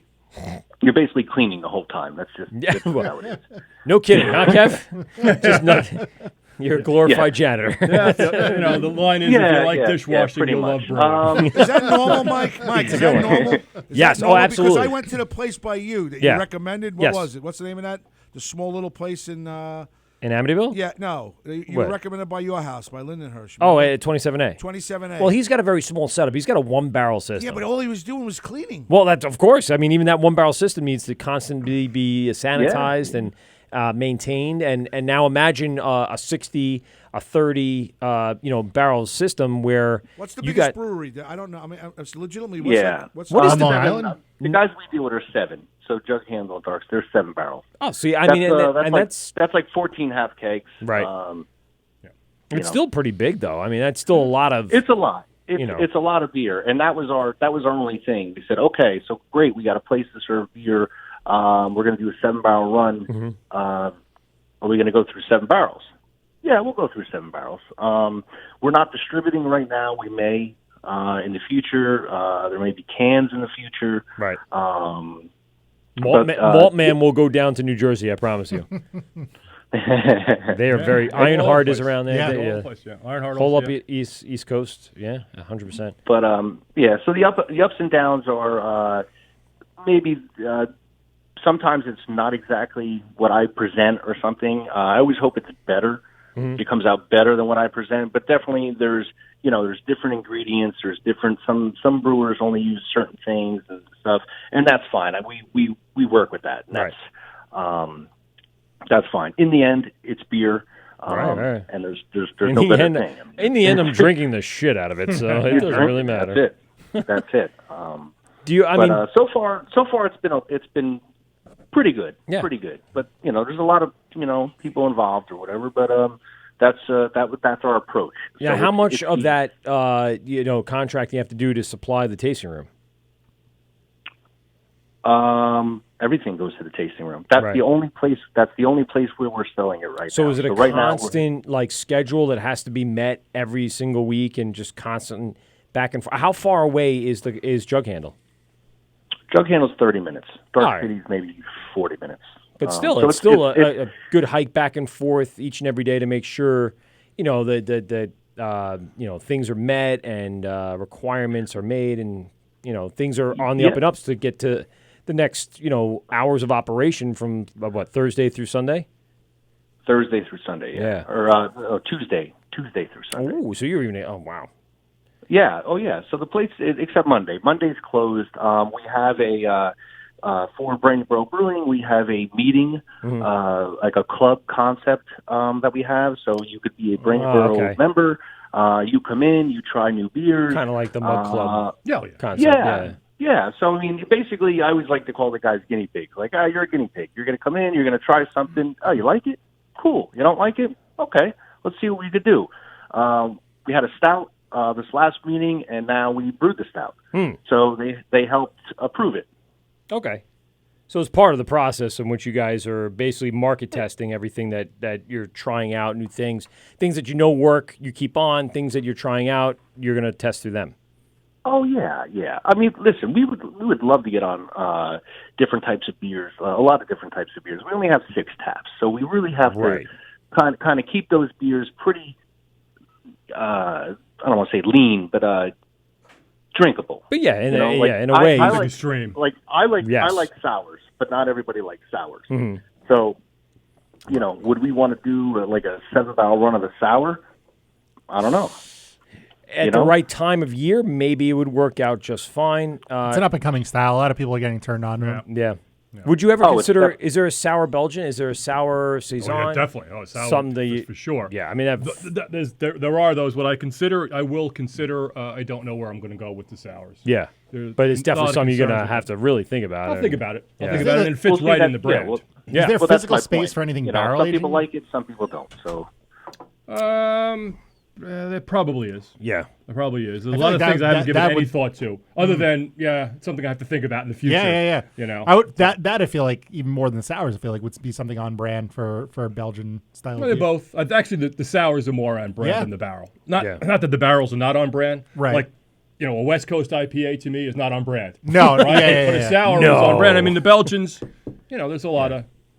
So, Rodenbach, Joe, Flying Belgian does primarily Belgian-style beers, and so we're just thinking about variants that would go well with the on-brand. Super dry. And so we're having it's Salvation a la Mode, which is a Belgian style. It's 8%er. It's still made with 100% New York ingredients. 80%. 80%. I would do 100. I try to do everything as local as possible, but I just couldn't find a few of the adjuncts.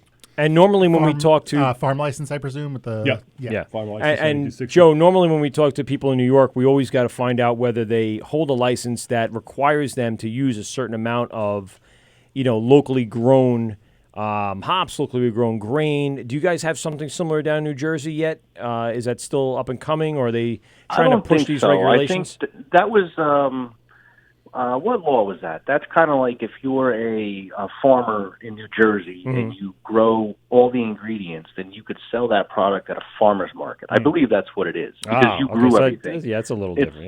Yeah, something like that. But it, as far as like beer ingredients, having to use local ingredients. I mean, we'll try to use local ingredients all the time, wherever we can get.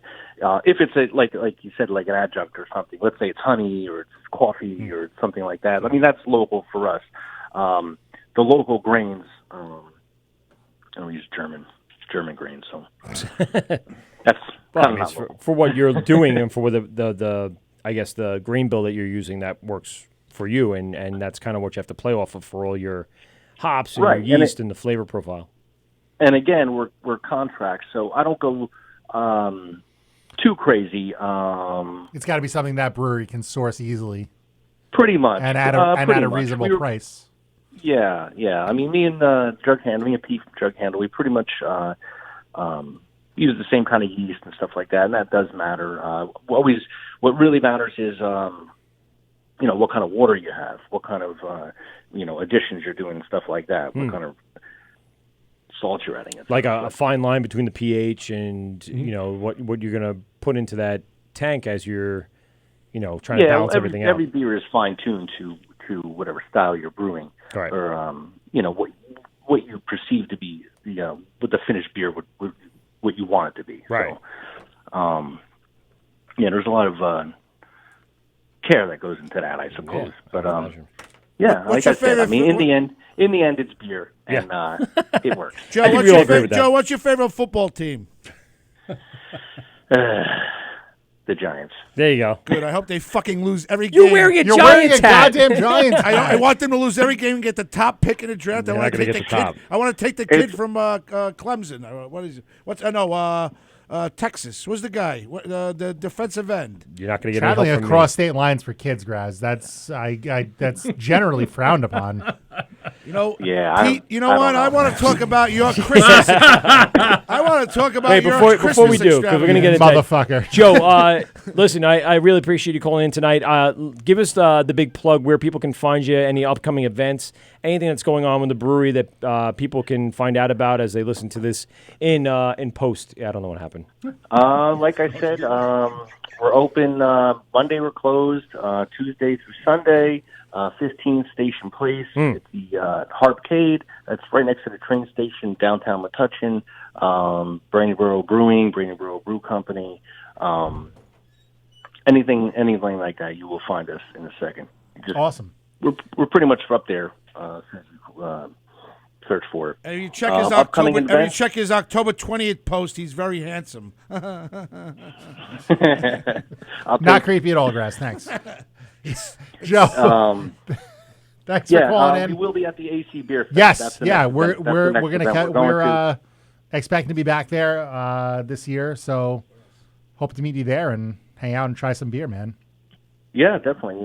Just give us a shout. Hook up with the other Joe. He contacted. The other Joe. I know there's two Joes here. Joe Cassio, right? Joe Cassio, yeah. Yeah, it's time for you to send me a sweatshirt there, Joey. Joey Nuns. He's got plenty of sweatshirts. Don't send him anything. I like this Brandyboro Brewing. I wear it all the time. I like it. Listen, I have a hat for you. I'll get you a hat. I want a Brandyboro sweatshirt. And well, when you come down to AC Beer Fest with us, Belgian T-shirt. Listen, we're going to send a whole crew down to AC Beer Fest, and we'll go hang out with Joe. Oh, really? Yeah. Oh, Joe, I like you. Okay. All right, Joe. Thanks a lot for calling in, man. Thanks, guys. Good times. We'll talk to you upcoming and set up some times to hang out with you at AC. Cool. All right. Sounds good. I'll message you my address, Joe. Goodbye, Joe.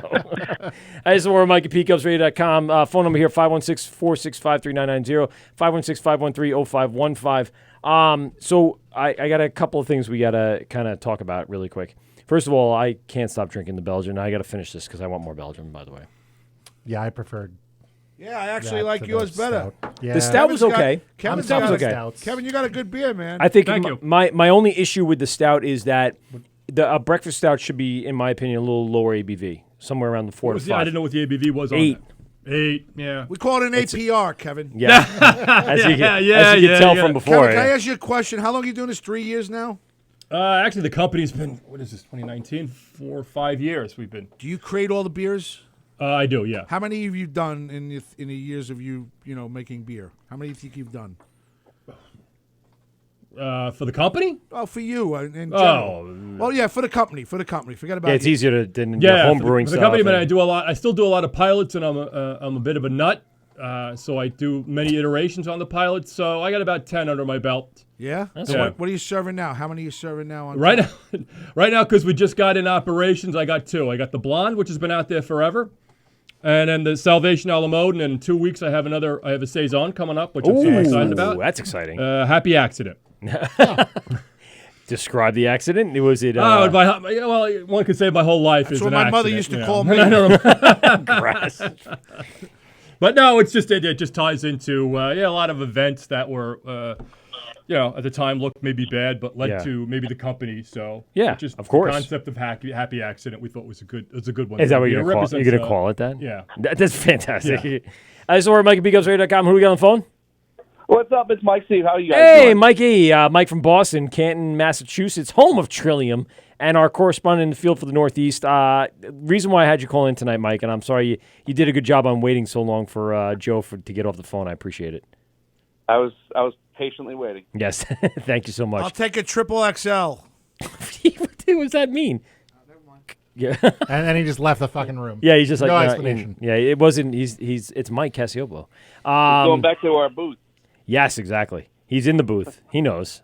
Listen, I wanted to have you call in really quick because I wanted to thank you for the support you've given us over the last 2 years, buddy. You and your reporting and being on the show and helping me with a flat tire coming home from one of the shows one night. Getting me stoned down in my gourd in his back room. Oh, that's maybe. See. Those things that you and the crew up there has supported us, so I really do appreciate it, man. Hey, man, it's my pleasure. Hey, Mike, mail Mike some Trillium before I lose my mind. No. Some what? Castle Island Lager. Oh, that was good. Yes. Oh, okay. Yes, I was watching the Beer Narrator last week, Monday night when he does his show. He's doing a show right now, by the way. Go to Beer Narrator on Instagram, and he's doing a live trivia show. And he's from Massachusetts, and I think the questions was about Castle Island, if I'm not mistaken. And I said, no one can beat the pricing of a 16-ounce Pilsner, lager. Lager, yeah. It was a 6-pack of 16-ounce lager for, I think it was $14. Yeah. 6-pack of 16 ounces awesome. for $14, and I'm like, It's very good we beer. got to take one of those home, and it was a very good beer, yeah, and the stuff that they're producing. Mike, what have you noticed in recent weeks or months about the scene up there in the Northeast? Yeah, I mean, How long are the lines at Trillium and Treehouse these days, Mike? Well, he doesn't get to Treehouse. Dude, Treehouse is I don't west. even fucking go to Treehouse. That's too far can't away. handle that shit. I'm actually probably closer to Treehouse than he is. Really? Yeah. Jeez. By the time he gets out of the city, I'm not about to drive an hour and a half to then go stand in a 3-hour line. It's just it's not. I mean, Treehouse is great. Don't get me wrong. Yeah. I can't No. fucking stand in the line for that. but Trillium is right in your hometown. Yeah, so that's the beauty. I don't have to wait in line. I just wait for I wait, Friday night when everyone's gone home or Saturday night when everyone's gone home. You're not waiting in line at noon anymore. Then I'll go and get my beer. There you go. It's a nice little perk. Did you get death metal? Dude, I got death metal and I got heavy metal. Heavy metal was good. I've had heavy metal. Dude, I had those on Halloween. Oh, boy. That death metal, I the think, one- was 10% triple IPA, right? Yeah, 9.7. So All right, I mean, right up there. we're not Who's worrying about the point value? Come on, 10%. You are. Graz is. I'll tell you what. The first one went down smooth. Mhm.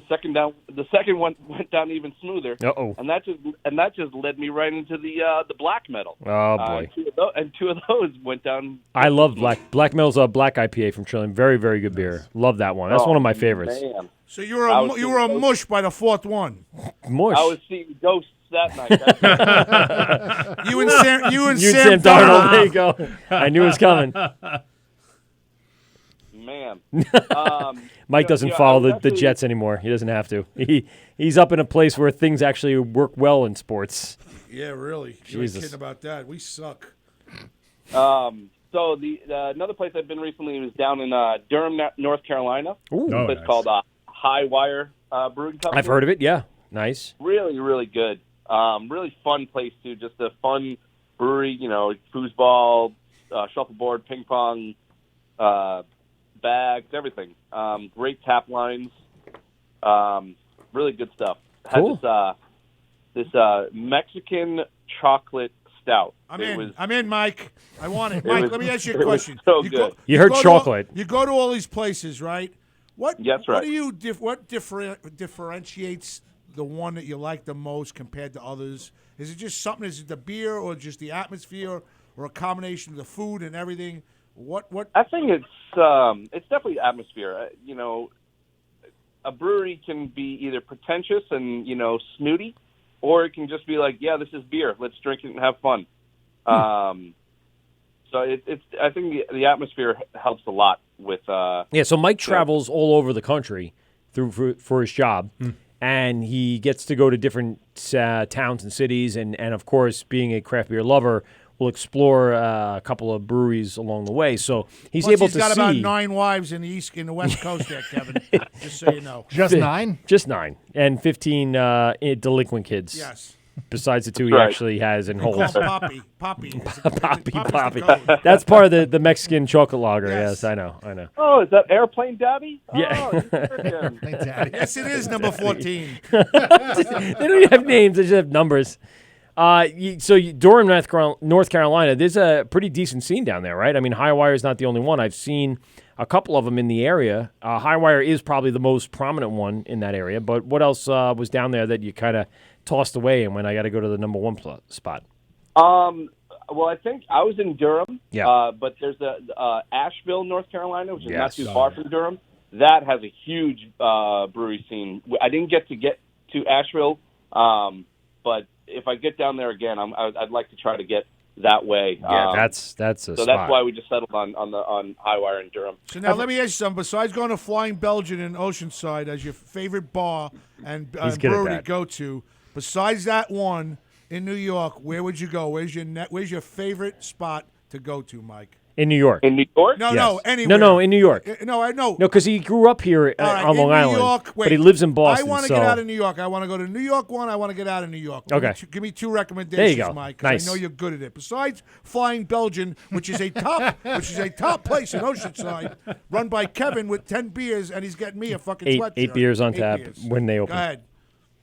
I think you should definitely come to Castle Island in Norwood, Massachusetts. Castle Island. I'm looking them up right now. On We had a good Instagram. time. Mike and I went one of my trips up there. By the way, we're not doing anything this week, right? You guys aren't doing anything? This is usually our week. No, we're not. Yeah, all right. Yeah, they're just going and haven't told you. Yeah, I know. I heard it in his voice. He's like, no, we're not inviting you this year. Judith, Mike was asking Judith? where we're going for the week. I Who the kind of shit told is him we're going to be Judith? home. No, we usually Mike and I have a great time up there. So we went. Was it 2 years ago or even last year? Maybe even. We went to Castle Island. Good time. I'll tell you, it's a fantastic little spot. It's not even little. It's actually pretty huge. Yep, and it's a nice $10 lift from my house. Yeah, exactly. And by Lyft he means Uber, and by Uber he means not Gotham Gold Graz Yeah, limousine. really. I'm not saying that. Mike, go fuck yourself. I hope all your Boston teams go fuck themselves. He's in Boston. How can I he hope buy- Brady breaks his neck. He doesn't care about that. I don't know what the surcharge is for you to drive all the way up to Massachusetts just to drive me, 2 miles to The my way home. I had it, Yeah, listen, exactly. Mike, the time I had with you in the studio, I'd do it. I'd come for that. All right. Good times. Let's mark it down. Let's get Yeah, a there road you show go. going. Talk about it enough. We Let's are go. actually talking, by the way, and I was thinking about doing that sometime Wait, in time the. out. You see what he just said? No, I'm no, interrupting wait. you. No, You know no. what he just said? It's What? about time. I know. Well, listen, we do have to get up to Boston because there's a lot of breweries up there. And listen, Mike, I'm going to reach out to you. Oh, Night Shift. Night Shift, another awesome one. Of course, yeah. Night Shift is. Why isn't Castle Island coming up on Instagram? It's CI Brewing or CI something. Brewing. Yeah. CI Brewing. If I'm not mistaken. Mike, Go we got with to the get you not to a be K, our Graz. representative up there. I do want to get up there and do a show on the road up there. We'll figure out Yeah, a time and a place. I'm thinking late spring where we have a little less going on in like May and June before school ends and shit gets crazy. So let's get the pants we'll off. talk about that. That'll be a fun one. How far are you away from this place in Norwood, Massachusetts? He said 10-minute lift ride. Really? Yeah. All right. Yep. Yep. If Mike, you're we driving, might though, make it- easily 20, 25 minutes. In the bang bus. Pete, you see what happens is, Mike, Yeah. they won't include me in this trip, but I'm going to invite myself. I'm coming too. Okay. So it's going to be the Excellent. Wort with Mike and Pete with Yep. the comedic talent Graz. Yes, Okay? sure. Right, Kevin? The yelling. All right, we got to Ladies talk and to gentlemen, Kevin. if you want yelling, call Graz. Fuck off, Michael. All right. Sure will. Mike, Castle Island, Night Shift, of course, Trillium. What else stood out in the last few weeks for you that you've had?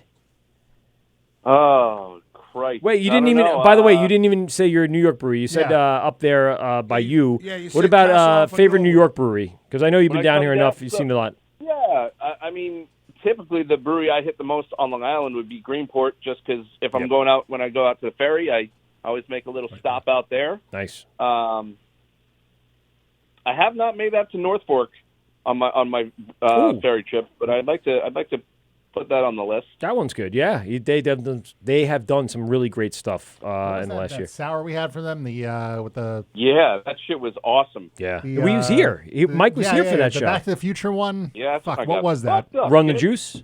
No. Back to the lactose. Lactose. That Yes. was it. Yeah. I'm having a tough time finding sour beers that I like a lot, but that one was particularly delicious. Yeah.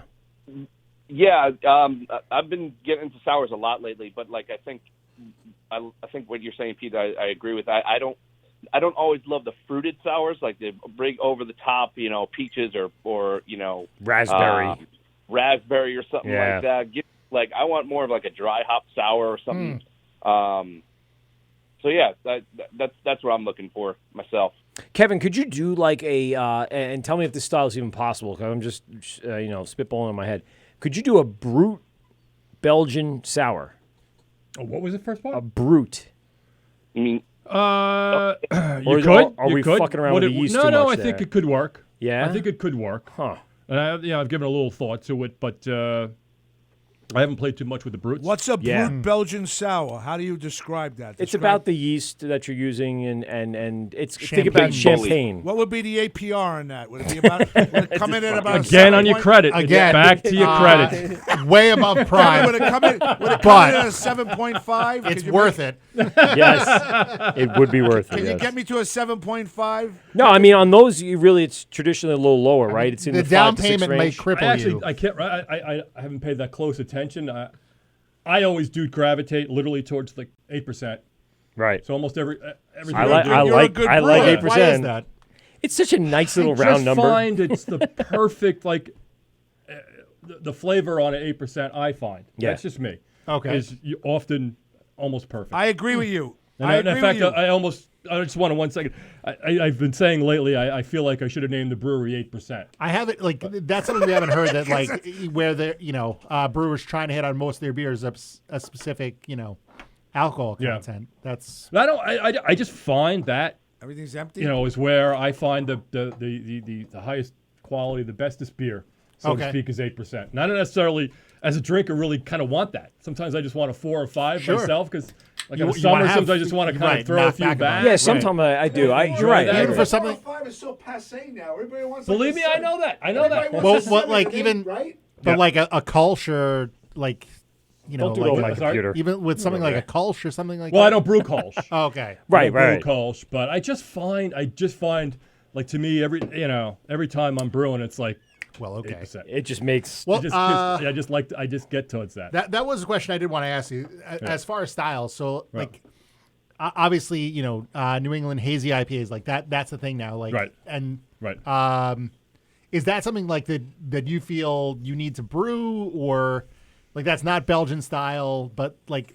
Is it part of that? A lot of breweries are brewing some of those. Like that keeps the doors. I am open. working on a crossover. Okay. Oh my God! It's a hybrid, and the first. So this is a funny one.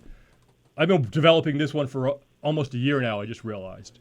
The first one I brewed, and it was almost like, let me throw this together, just proof of concept again. Mm-hmm. That came off the charts. I can't reproduce it. I can't quite reproduce it. I threw it together kind of so quickly. I did take some notes. Sure. Just to see if it would work. I was like, well, I could see a hazy New England IPA and a Belgian style working together. And I'll get it. I'm on my 5th or 6th iteration of it now. The lights were just flickering. Did you feel that? Did you feel I don't that, make an IPA. That craziness? I turn that down a little bit. Until I came across the New Englands. Nope.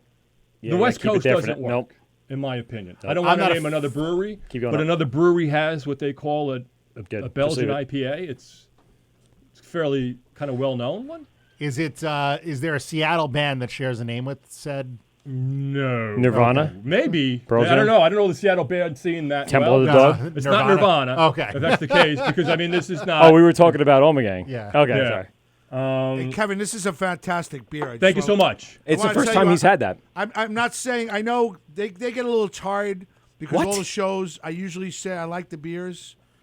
in the last couple of months, the brewers that have been coming in here have been home runs. You have fantastic beer. Thank you so much, man. Thank you. I really appreciate that. I like this taste. Thank you. Because I was, back to when I was saying when we first got started, and I was, waiting for my licensing and building, and I'm up at night worrying, is anybody going to enjoy?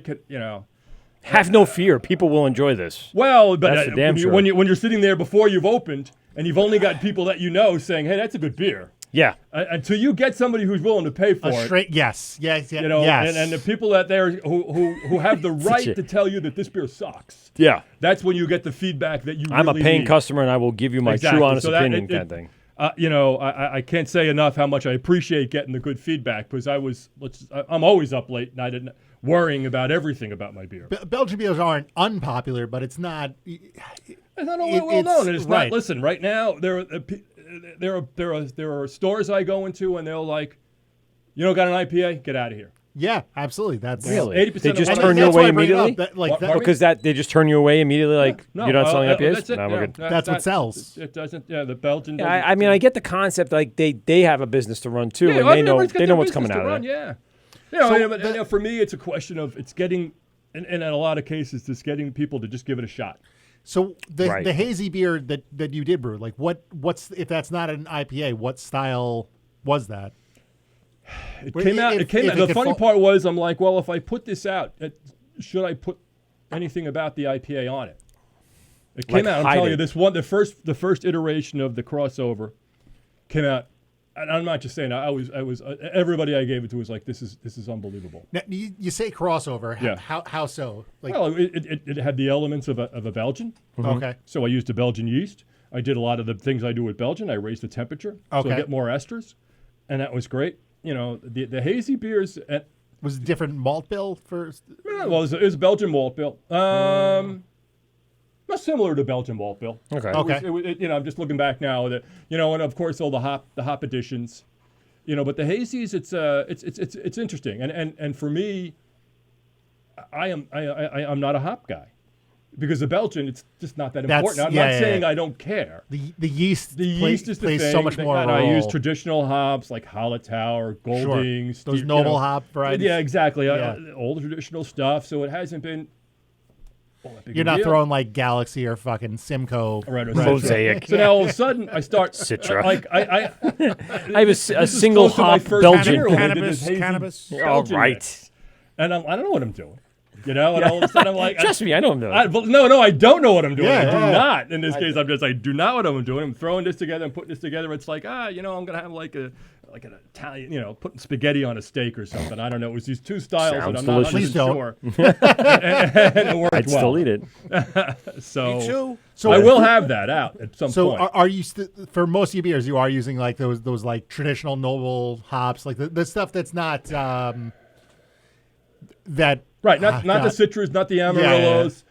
Yeah. Right, for most of mine, The stuff that hopheads want to see on the label, exactly, that's not what you exactly. No, and that's a challenge because there's my back of the envelope estimate is we got 60-70% of the market is IPAs. And Absolutely, it still is. Yeah. So and it used to be the West Coast. Which the West Coast to me does not lend itself well to the Belgian. If you I have a tough time with those, like the piney, resiny sort of like hop bombs. Yeah, I mean, tough for me. originally when I first started drinking IPAs, and my first one was probably Brooklyn's East India. Which is a mellow IPA. I like it's that one. Old school. When that first came out, I was like, and wow, I'm what like, is this is nice. Yeah. Right? And I'm like, I like this IPA concept. And then I think, for my opinion, things went maybe a little too far. You think? Yeah. just a lot. But to me, when I was resistant to the West Coast IPAs and the Belgian, it's like, well, the ones that I've had, it's all hops. The Belgian gets lost. Okay. I could do it. I could throw it in, and it would probably sell. But it's just not right. Is that a tough is that a tough line to walk? Because I would say a lot of breweries they probably want to be brewing some of those different styles, but if you want to pay the bills, you got to be you have to have some hazies. You have to have some of those. It's a tough line. I still think in the long run it'll be the right path for me. Sure. I hate to use the word path because it's kind of cliche, but it is listen, I want to do the Belgian. I think there's a market for Belgian. I think it also in the long run. I hope there is. I personally think they're fantastic beers. Absolutely, I think Kevin, they're underrepresented, so to speak. Kevin, Yeah. if you're at the 8% with your beer, right? You have to hello. sell it for a little bit higher. Is the price going to be? Speaking of hazies, actually, like a pint of your 8.5 or whatever. Yeah. What does it go? What does it go? And so I don't necessarily correlate the price to the ABV, but I do know people do. APR. So this on the shelf, You're not going to get people got to it started, and I think it's about 16.9 4-pack. Oh, nice. Oh, that's not bad. It's not bad. It's No, not bad. it's not you bad know. at all. No, that's Exactly. I think it's right there with everybody else. That's very listen, she bought what was the one with the dollar signs on it, Pete? Barrier Money? Yes. Oh, yeah. Yes. Yes. Barrier Money, done. For someone who's not brewing hazy. I still listen. You got to know your money. It was 1999 at Stu Leonard's. Right. Yeah. You know what I'm saying? Yep. That's not a bad price. Right. Because you it was get. like a 7.9. You drink two of them, you're cuckoo for cocoa. Yeah, but look at this 8.0. Oh, hold on, let me get that. I'm coming to get that. Well, what I just cracked open, and we were just speaking about hazies, and you could try this. So this is something I picked up at Secatog, Mikey. This is Yeehaw Spaceman. It is a double dry hop New England double IPA at 8.7. So maybe get a little different profile off of this. It's not super hop. It's very juice forward. Like you said, probably not the exact thing you want, but it's got a lot of nice. No, it smells nice. aromatics. Yeah. Thank you. No, it smells nice. And it's not over the top, bitterness. So it's got a lot of that juice profile to it. I have one of these in the. It's very nice. Yeah, I it does a really great that. finish on that. What's your It's, favorite beer? Yeah, what- Besides your two Belgians. Yeah, exactly. Which are delicious, I'm by good the at this, way. Don't worry. Yeah. Besides your restaurant beer, Other than Flying Belgian, Yes. my favorite brewery lately that's not Flying Belgian is Unibrow. Oh. I think of Montreal. Yes. Yeah. Yes. Great stuff. Not a fan I mean, of the all Belgian, FMER by the way. All Belgian. Did you don't say get me wrong. Unibrow? Yeah. Yeah, Unibrow. I know it sounds like the Anthony BRAU. Davis. Anthony I have Davis. a Mod-Eye poster in my basement. So I love I love their branding also. Their artwork, everything they do. I'm not nuts about the FMER series. The Findemont? Oh no, La Fin du Monde is is one of the all-time greats. Yeah. No, the FMER series, they're like the fruited beers. Yeah. I know what you're saying. I'm always those I'm not nuts about, but La Fin du Monde. So my wife's name is Terry, and every now and then we call her Terrible. So Unibrow has the Terrible, which that fucking strong dark. Yeah. I've loved everything. Yeah, from they're fantastic. Have you had the Dave Mustaine beer from them, the A Tout Le Monde? I think I have, but I can't. Very good. I can't recall. Maybe that's a weird good label. thing. But What's it called, Pete? It's A Tout Le Monde. A Tout Le Monde. They did a collaboration with Dave Mustaine from Megadeth. Yeah. I did have that. Yes. I did have that because I remember Very reading the good. label. Yes. I remember reading the And label. it's super low ABV. Pete, how many Some of them are like 4 or 5%, which I think is an accomplishment, quite frankly, for a Belgian to be able to get the flavor I they think get. it's like a dry hop saison or something like that. I don't remember. I don't remember specifics on it, but I do remember, and I do remember reading the Megadeth. Yeah. And I'm not a heavy metal guy, so. But I know enough to know Megadeth. Yeah, sure. Didn't fall off the tree. Completely. Yeah, that was early on when I started getting into craft beer. Like that was one of the breweries that I loved. The Mod-Eye is. But I love the classic Belgians, the Chimay, the Duval. Sure. I remember getting a 3-pack of the Le Fin du Monde series in a wood case as like a one of those Christmas grab bag gifts, and I went, "Oh my God, this is the best Christmas grab bag gift ever!" I got 3 22s of some delicious what's the different styles that I at that time I didn't drink that style, and I went, "What the hell is this?" Unbelievable I've been exposed to, and I'll say even here, and I drink Belgians. I'll actively seek them out on a tap list. I'm not trying to blow smoke up your ass. It's delicious. Thank you so much. It's something I can continue drinking all night. do we have And I'm only opening this because I bought way too much beer this weekend that I can't not open it. I need to open some of this shit. And this, by the way, this is what, Sekatog? Yeah, Sekatog. It's Yeehaw Spaceman. It does smell great. It is. No, it tastes great. Yeah, it's not over the top hoppy, right? It's, No, it's well, very I mean, citrusy. It's listen, the citrus juice level. kinda- The juicy, yeah, but yeah. not the bitter. I like it really a lot. Yeah, I good. do. I really What's do. up, bud? Mike, Greg DiFilippo says he wants to join us in the Boston trip to go visit Mike. Nice. Right, Mikey, you know well, wait, Greg wait, DiFilippo? wait. He just texted me, no, I can't. I've been arrested there. He's got a parole. No, I'm kidding, Whoops. Greg. I'm just kidding. Mike, you still there with us? Which one is there? I'm hanging out. All right, cool. I didn't want to leave you on too long. Fucking Mikey, you rock. Stay there, Mike. We like Yeah. having you on. Oh no, I don't want to leave him on too long. Why? He's got a life to live. No, he doesn't. It's already almost 11 Does he have o'clock, only and he's one got to life wake to up live? and do work. Yeah, he's got one life to live. Mike, I gotta go save lives tomorrow. There you go. Mike, See? what wife are you with today? Number 12. It's not the wife. Yeah. Okay, good. Old number 7. No, actually, Mike's in Manhattan right now, correct? Nobody? Anybody? Whiskey joke? That No. is All right. correct. Mike is actually in Manhattan. He's traveling down. Did you get to anything this week? Did you get to any breweries in and around the area? No, pretty boring. Pretty boring. Do you have any free time tomorrow? Contrabands. I do not. Yeah. I go to work.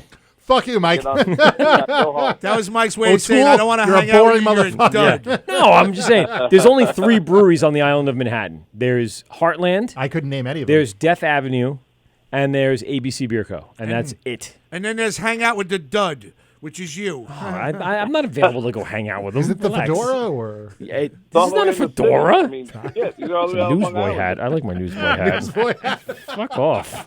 I want to sell you papes. I want to sell you papes, sir. 5 pence. I don't even know if pence was the right word. Mike, All right, listen, so I'll let you go. 2020 Yeah. roadshow. Yeah. Fucking do it. Let's stop talking. Stop whistling Dixie. Yeah. And let's get this shit done. I mean, Who I you do want enjoy there, Mike? whistling. Just let's hear it now. Mention the names you want there right now. The names of the people? Yeah, Mike, Pete, and Graz, correct? That sounds good to me. Thank Maybe, you. I'll bring how Nicky about Nux some and I'll bring an Nicky intern. And Nux. Nicky Yeah, Nux. we And need we don't Nicky need Thomas Santiago. I can be the intern. Are you jealous of Thomas? Oh my God, he gets all the chicks. He sure does. I mean, That's why we bring him around. Shut up, Pete. You bought a $150 Christmas tree. I did. I did. All right, Mike. We'll talk to you later, buddy. Thanks again for everything you did, and we'll talk to you soon. All right, fellas. All right, Take it buddy. easy, Mike. Later. Mike, listen to this. Did you say take it hazy? I said no. I said take it easy. Take it hazy, buddy. Hazy boy. That does sound like a joke I would make. Yeah, let's start to wrap up the show with Pete's adventure in No. Christmas tree order. Come on, Pete. That's a great story. It really was a great story, and it really kind of grew some legs here as we were hanging out and talking a little bit about it. All right, hold on, folks. Buckle up, because this is Pete's 2019 Christmas tree extravaganza. So Pete went out and grabbed a Christmas tree, as most of us do, get a Christmas tree from a live Christmas tree, right? I mean, obviously, you're not buying a It was alive until I killed pre-lit LED, state-of-the-art, $200 pre-lit tree. Much to my wife's chagrin, no. Your wife wanted, and let's preface this by saying your wife wanted an artificial tree, correct? We have one in the basement. Yeah. And if I could burn it in the basement without setting the rest of my house on fire, I would. Okay. Now, is something wrong with it, or you just don't believe in like artificial trees? No, Grinch. Graz is nailing it. Yeah. I am in fact a Grinch. I fucking hate Christmas. Oh God, the Okay. views of Pete. So let me wait. If you hate Christmas, I do. Then why I do you go enjoy- through the trouble of getting a real tree? Because it's nothing but a hassle. I grew up. enjoy- Wait. I grew up I with enjoy a, the 10 minutes Yeah. I get when my kids are excited about opening presents. Yes.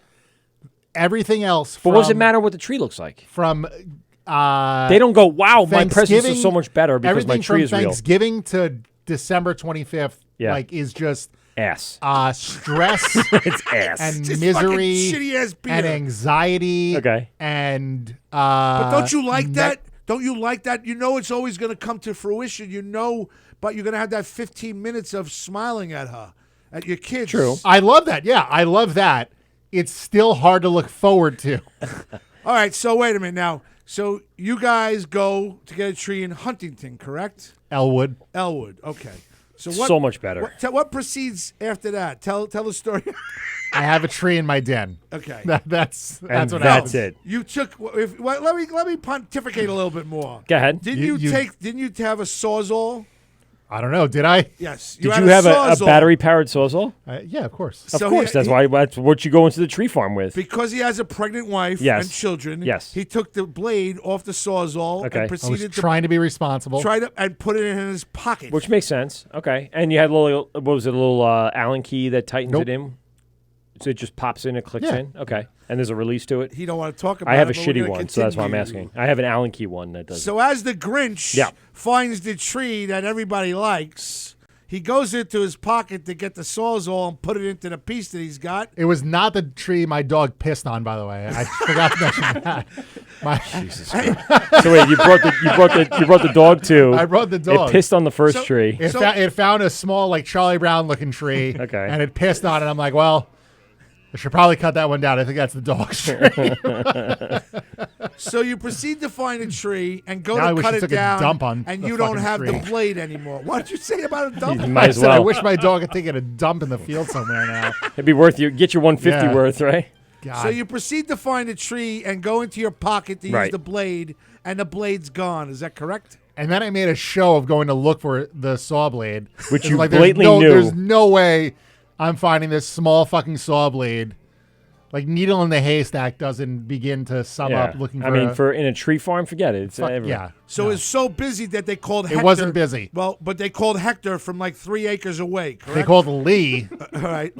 Lee. They gave me Lee's number, Okay. which was It said, call Lee, he's going to cut your tree down. I'll put it the proprietor's solution to my dilemma of a lack of a saw blade, Mike, was to give me the cell phone number of some guy who owned or worked there that was roaming the fucking rows of 2 Christmas acres away. trees Yeah. with a fucking chainsaw. Yeah, that will work. Which put my mind completely at ease that there was just some fucking random guy with a chainsaw. You know what would have done lurking, it better? Lurking. The image of like a 7-year-old with one of those blades just fighting with his brother. I mean, hacking off pieces of skin. The only way this would make it Mommy, I better lost a finger. is if Oh, no. someone found this saw blade and used it for violence on someone Yes. that didn't deserve it. Yes, I mean, yes, that's yes. the only way to make this better. You haven't heard if that's happened, correct? I mean, since you got the tree. crossing my You better fingers. highlight this. One can only hope. After what you went through. So you go and you finally get a saw blade, like a rented saw blade, like a hacksaw from Lee, somebody. No, I had to Lee go. comes. I had to leave and go to Home Depot to buy A another new saw- blade. A new blade. And So you had to go how- to the ATM, right? Wait. At this point, how long have you been in this? Probably hell? an hour, maybe. So you're already it's an not hour an hour. in. No, let me. It's Inconvenience. Wait, at the time, so you went to go to the saw blade. Did the whole family go to Home Depot with you? yeah. So you left the tree you wanted Well, behind. that's because the and youngest hoped for the child best. needed to use the restroom. Oh, so that also is part of the hell, is going to a I mean, public restroom to let the children relieve themselves. Could you put Christmas music on, please? I have the Please Grinch don't. on. All right. Keep it on loud. So go ahead. Anyway. So go ahead. Wait a minute now. So Lee shows up. And Lee you're does about- not show up. All right. That's the better part of it. Okay. Lee never shows up. He said, "Fuck this guy." Hence me I'm having not going to see that bald guy down Yeah, the no, work. no I way. don't like him. He's a dick. No, He Lee doesn't fucking like asked where I Christmas. was. Yes. I said, I am right on the entrance road, 30 yards from the entrance. And he said, where's the tree? I said, right where I'm fucking standing. Except I didn't use the F word because Yes. at this point I was still hoping that this Someone fucking would find nut something. job with a chainsaw would It was show gonna up. well, if he showed up, he would have cut that tree down in 2 seconds, correct? Right. He also probably would have told me that the tree was $150, and then I would have been like, no fucking way, and went and bought one off a fucking tree lot. Wait, one more time. So you went to after picking So I get the tree. so I pick the tree. Right. I You get went the back to saws. Home- I Home- come back. I right, go to Home Depot. right. I get the blade. There I you come go. back, cut the tree down. Yeah. I Drag bring the it- tree up. I mean, it's you know, it wasn't an ordeal to cut the tree down or Okay. carry it up. It was relatively close to where Yeah. you check out. All right. How much was this Sawzall at Home Depot, by the way? Oh, it was like $3. Like that. That's Yeah, not a problem. that's Oh, not okay. good. All right. Yeah. But still, just to have that, the only thing that would have made it worse is the battery died in mid cut. I checked. That was one of the things. Just I'm trying like, to, before rock it down and have before I an left, I'm like, unfinished I don't want to cut. get there with like a fucking dead battery. So I tried At least you fresh done off it. the charger. You did the responsible thing, by the way, by taking the blade off. I wouldn't have done it. I Yeah, would have left the I'm whole like, fucking thing you in the know, trunk. By the way, when we get back there, I don't take the blade out. I put the blade in because I'm like, I'm not doing this again. Yeah. And one of your kids touch it. I'm like, they can get a fucking scar. They'll have a great story about how awful their dad, their How much they shitty ruined father Chris. took him to fucking. Why Jr. has 4 fingers. Oh man. And how 2019 Pete took it right on the God, chin. I the really entire did. What a year. fucking year. All right, so you go, you get the saw back, you take the tree back. Take the tree back. And the guy goes to you, $150. He asked what kind of tree it was when the guy cut it down. I'm like, well, he never fucking came. So I left here and I bought a saw blade and I cut it down myself. I don't know what kind of tree it is. Yeah. And he looks on a fucking sheet of paper and he tells me it's $150. Now, and did I'm it like, have like a colored ribbon on it that No. told him? So he just guessed. He just guessed at the variety You of got tree. your ass handed to you. Greg DiFilippo said you should have just let the kids piss on the tree just like the dog. just Instead like of the Home dog Depot. did. Greg's not wrong. Nope, he's got it right on the money. Everyone should have took a piss on the tree. Man. So, do you at one point when he tells you $150, like Michael said before, we're Again, gonna break, like at this point, I'm pot committed. I am just like this. I'm seeing this. I'm all in. I am all in and seeing this. No, you want to get fucking out of this hell circus. as fast as possible. I don't If that want to- means $150 to push in the pot, I'm out. I don't like anything about the day. So as I was telling you during the break, cutting a tree down is like this thing my dad and I used to do, and I look forward to it. And when my wife wants to get an artificial tree, it hurts me. But this is one of the compromises I make being married.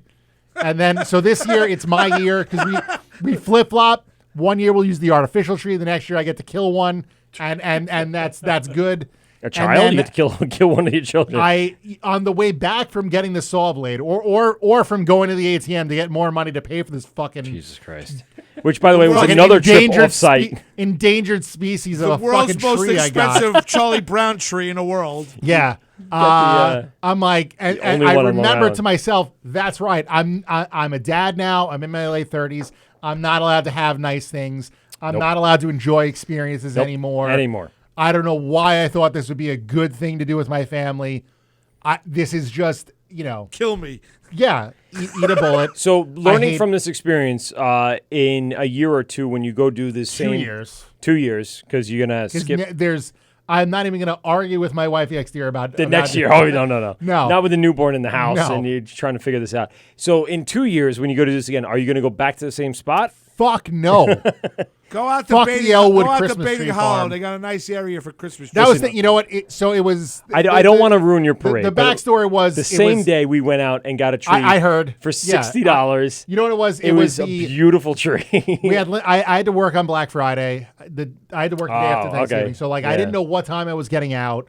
We had a limited amount of time, so the only place we could go to was Elwood because that is closer than Closest, fucking but Natterville. have a real Christmas tree Yes. farm. Yeah, Elwood, So where the that's- No, I Christmas don't- trees are $150 and up. Fuck that fucking town. No, I mean the one we go to, we don't actually cut it. We used to go all the way out to Bating Hollow on Sound Avenue and actually tag it in October and come back in December and cut See, it down. I've never done that. and it's awesome. And it still wasn't that much. It was still more expensive than I'm getting it now. Yeah, but I paid. usually I paid like $70-$80. Right. Well, like you for said, like a live I said Christmas to tree, Christina you on the get couch as yourself- she's telling me the story. I Oh, said, God. Chris, So after he told her to take off your clothes. I spent $60 for the tree, right? And I thought that was a lot. And when I heard that's that, not bad. I went, if I spent $40 more just to travel out east for the day, have lunch and everything, I still would have been okay with it. For $150, I wanted a flight, a nonstop flight to Southampton into, like private airport. Via helicopter jet. I want to be handed champagne as I get off the jet. And I want to be handed the tree, and I have no work to do. Fuck the Sawzall, fuck the blade, fuck the Home Depot run. I don't mind cutting the tree. I like the cutting the tree down. Right. Like that's If the whole it's reason I worry-free. do this I get fucking that, yeah. charade. Yeah. Right. That's Do it. the I kids always know put that up with you're this shit. do the kids know that you're the world's biggest Grinch? I mean, they're getting an inkling. Now. I think we should take this clip and send it to your wife and tell them to. Oh, I mean, she has no illusions that I fucking loathe this time of year. What's your favorite time of the year? 4th of July? Yeah, beer time. No, no, my favorite holiday is 4th of July. Seriously? Seriously, by the way, last I 4th love of my July- country. I love a good barbecue, and You It's Pete right and I on my set off a birthday. shit ton of fireworks at his house I last love year. blowing shit up. You blew up the whole That's the front thing. lawn. That's the thing. I would rather Never- burn money, literally burn money on Yep. fire on the 4th of July Then than cut spend a tree. $150 on a fucking Christmas tree. But you did. Well, he had to at that point. Like you said, he was pot committed, so nothing you could do. I just wanted the nightmare over. So now, how's it look in your middle of your Oh, living room? again, Is it it's the not that nicest, it's a bad tree. Is it the nicest $150 Christmas tree ever? Of course not, but it's a nice tree. It's the soft needles.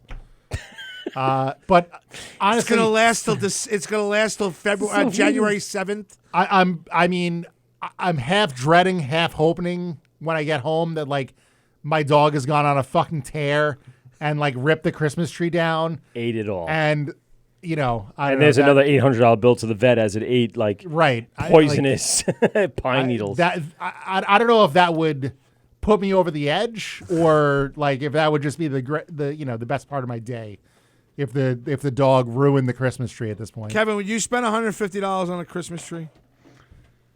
No. Of course, There's that's really the correct no answer. way for me to make it nice. Of course I'm trying not. to be no. nice, but that is 100% the right answer. Of course, you don't spend $150 on a tree. Greg DiFilippo says that maybe it's time for you to stop drinking. No. So drink when I more, think drink about more, that, drink more, yeah, drink more. that's the obvious I answer. think is that's I'm not the way to drinking go. enough. Yeah, exactly. Kevin's right again. Yeah.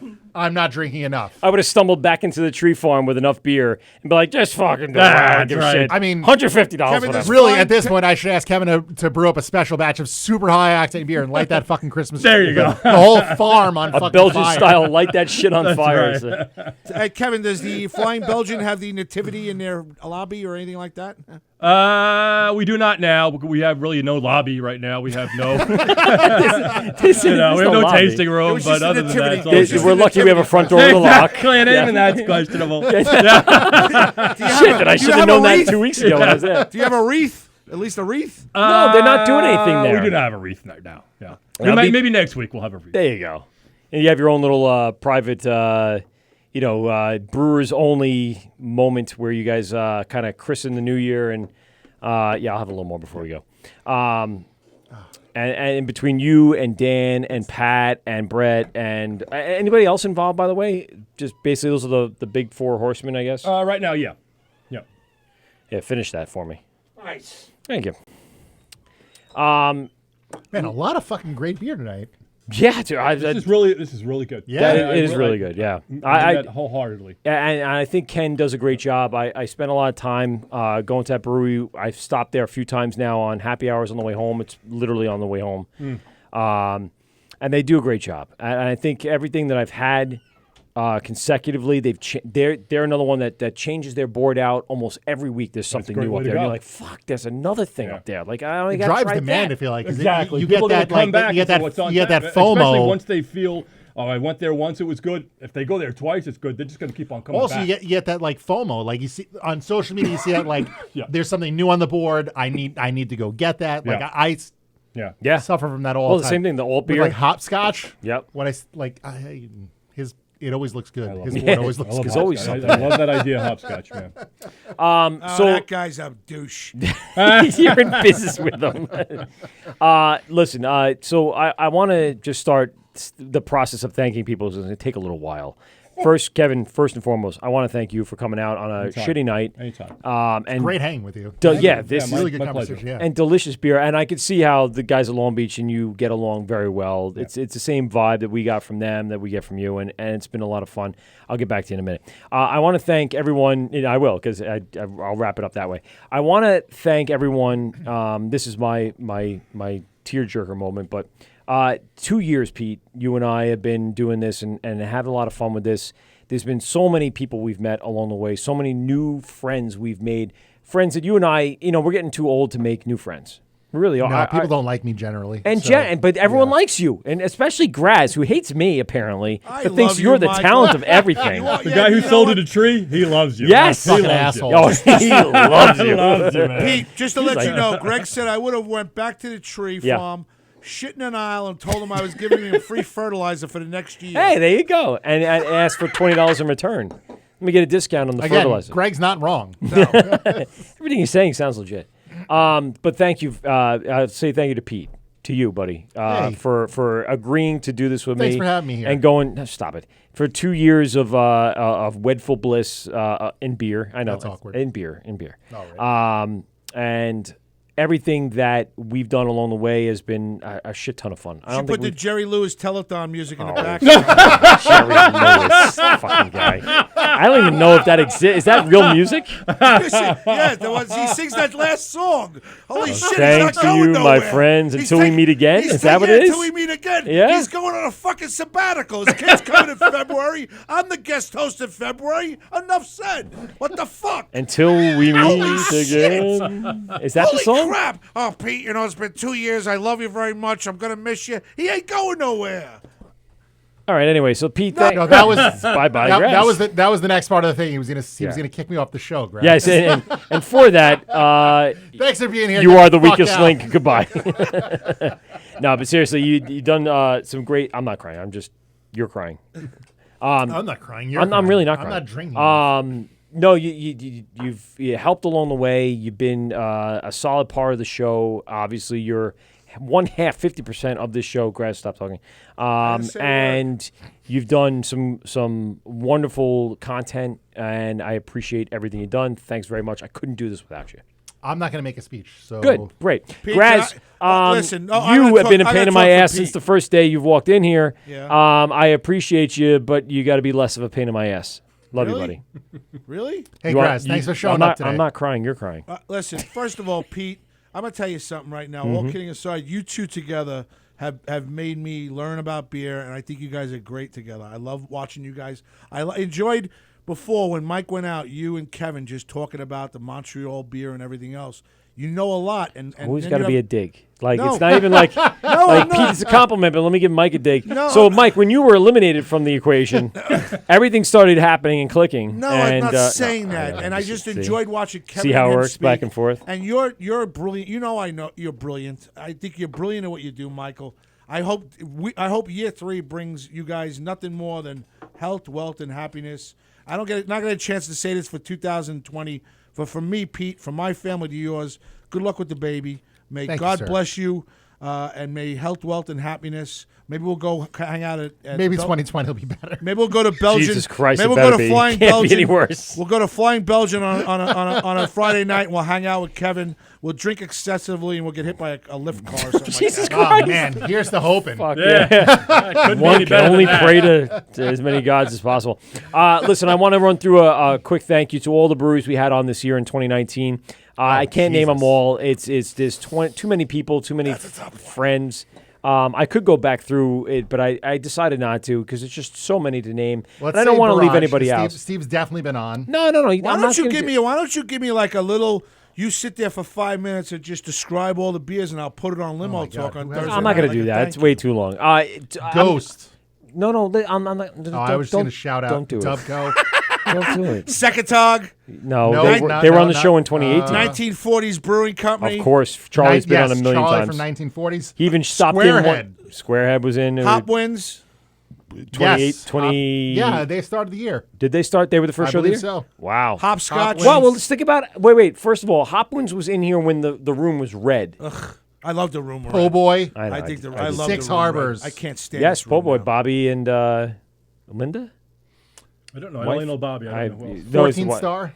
14 Star calling in that day and having a great I time. love me Rebel some Kettle for 14 calling Star. in. All our call-ins have been unbelievable. We've had people from all over the country. All of our our listeners. Stan Lee died. Let's not forget that. Oh yeah, well, Harborhead. Who passed? Stan Lee a long time ago.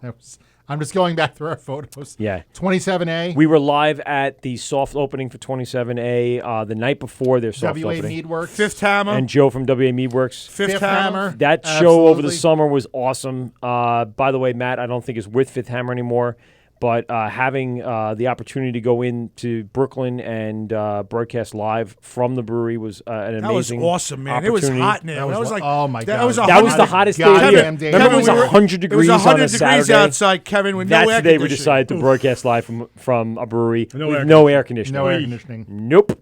So that was a fun Good one. day to Black brew and saison. North Fork, Black and Tan came North through, Fork. of course. Jay and Kern. Kern, thank you. Brew Babe. Yes, she stopped by. Of course, Mark from Hopscotch. Of course, James from RBQ, and we had a live show over in Long Beach. Barrage. No, Barrier. Bobby from Barrier, I'm and getting them confused. of course Ricky from Great South Bay. Yes, Great South Bay. We just had on recently. I didn't want to name all these people, but apparently we're going to have to. Why not? Ian and Mike or Jeff. What was his name from North Fork? Pete. Thank you. Yeah, it was The AC another Beer Pete. Fest you went to? Siglusher. Oh my All the way God! from fucking Kentucky. Did you hear about this one? No. So we quickly tell the Good story. story. So we get a DM Six Harbors. from this brewery we've never heard of. Mark from Six Harbors said, "Hey, we'd really love to come to our podcast. Our brewer loves podcasts. Awesome." So immediately, simultaneously, Mike and I both look on there and we're like, "Oh, I don't know if you know this, but you're in Kentucky and we're in New York." So They're in Kentucky. So we say, "Hey, thanks for the interest. We actually do the show from a studio. We're located in Long Island. We see you're in Kentucky, but we'd love to have you call in." Turns out that one of the owners of the brewery happens to have a place in Long Island City. Wow. And says, "Ashley, I'm going to be up there in a couple weeks, and we happen to have a show that night." So packs his carry-on suitcase full of a really delicious fucking Pilsner. Pilsner, yeah, they did very strong. He was the nicest guy in the world. He was the nicest guy in the world. He was great. We had a great time. Yeah, and that beer was fucking delicious. Phenomenal. Yeah. Completely off-style Pilsner, but very malty, delicious. I don't know. Everything. Everything that I would enjoy in a Pilsner. It was very, very good. I hope they get distribution up here. Yeah. Effing beauty. And that's why he was up here. He was up here for selfish some like reasons. regional distribution. Okay. Yeah. And so it just so happened it lined up with our show, and he came all the way out here from Levittown and hung out with us for hours. We had Paul from Ghost in that day. Yeah. And Two Big Jerks. So it was a party. That was a good show. We got to try, I don't know, whatever beers we brought in. About 10 jerkies. 14 styles of jerky from Two Big Jerks. Also, And, we want to thank Naptime for coming down from upstate, Naptime who made the trek from upstate to come down here for a show, and then stayed on Long Island that night after the show and hung out and got hammered, and we got hammered. Effing Beauty. Effing Beauty. Effing Beauty was on this year. And then you had the other place, right? What was the other restaurant that... Well, Horace and Sylvia's. It was Horace and Ricky Sylvia's from with the Public Ricky. House Yeah, in yeah. Babylon. Yeah, absolutely. I mean, this is so many people we want to thank, again, contributing to the show and the content for over the past year. Shirts on and now tap. even, looking at, well, that's our sponsor. But shut up. and, of course, we said Chris from Dubco, great friend of the show now. We have some major things planned for the upcoming year. There's things that we want to do with the Long Island Beer and Malt Enthusiasts, LIBME. Yes. We already have some stuff booked for upcoming breweries. Can't wait. Garvey's is on board and things like that we haven't got to. Our goal here is to finally close out Long Island, Brooklyn, and Queens. It's going to take a few years, but that's fine. It gives us some content to work towards and a goal to work towards.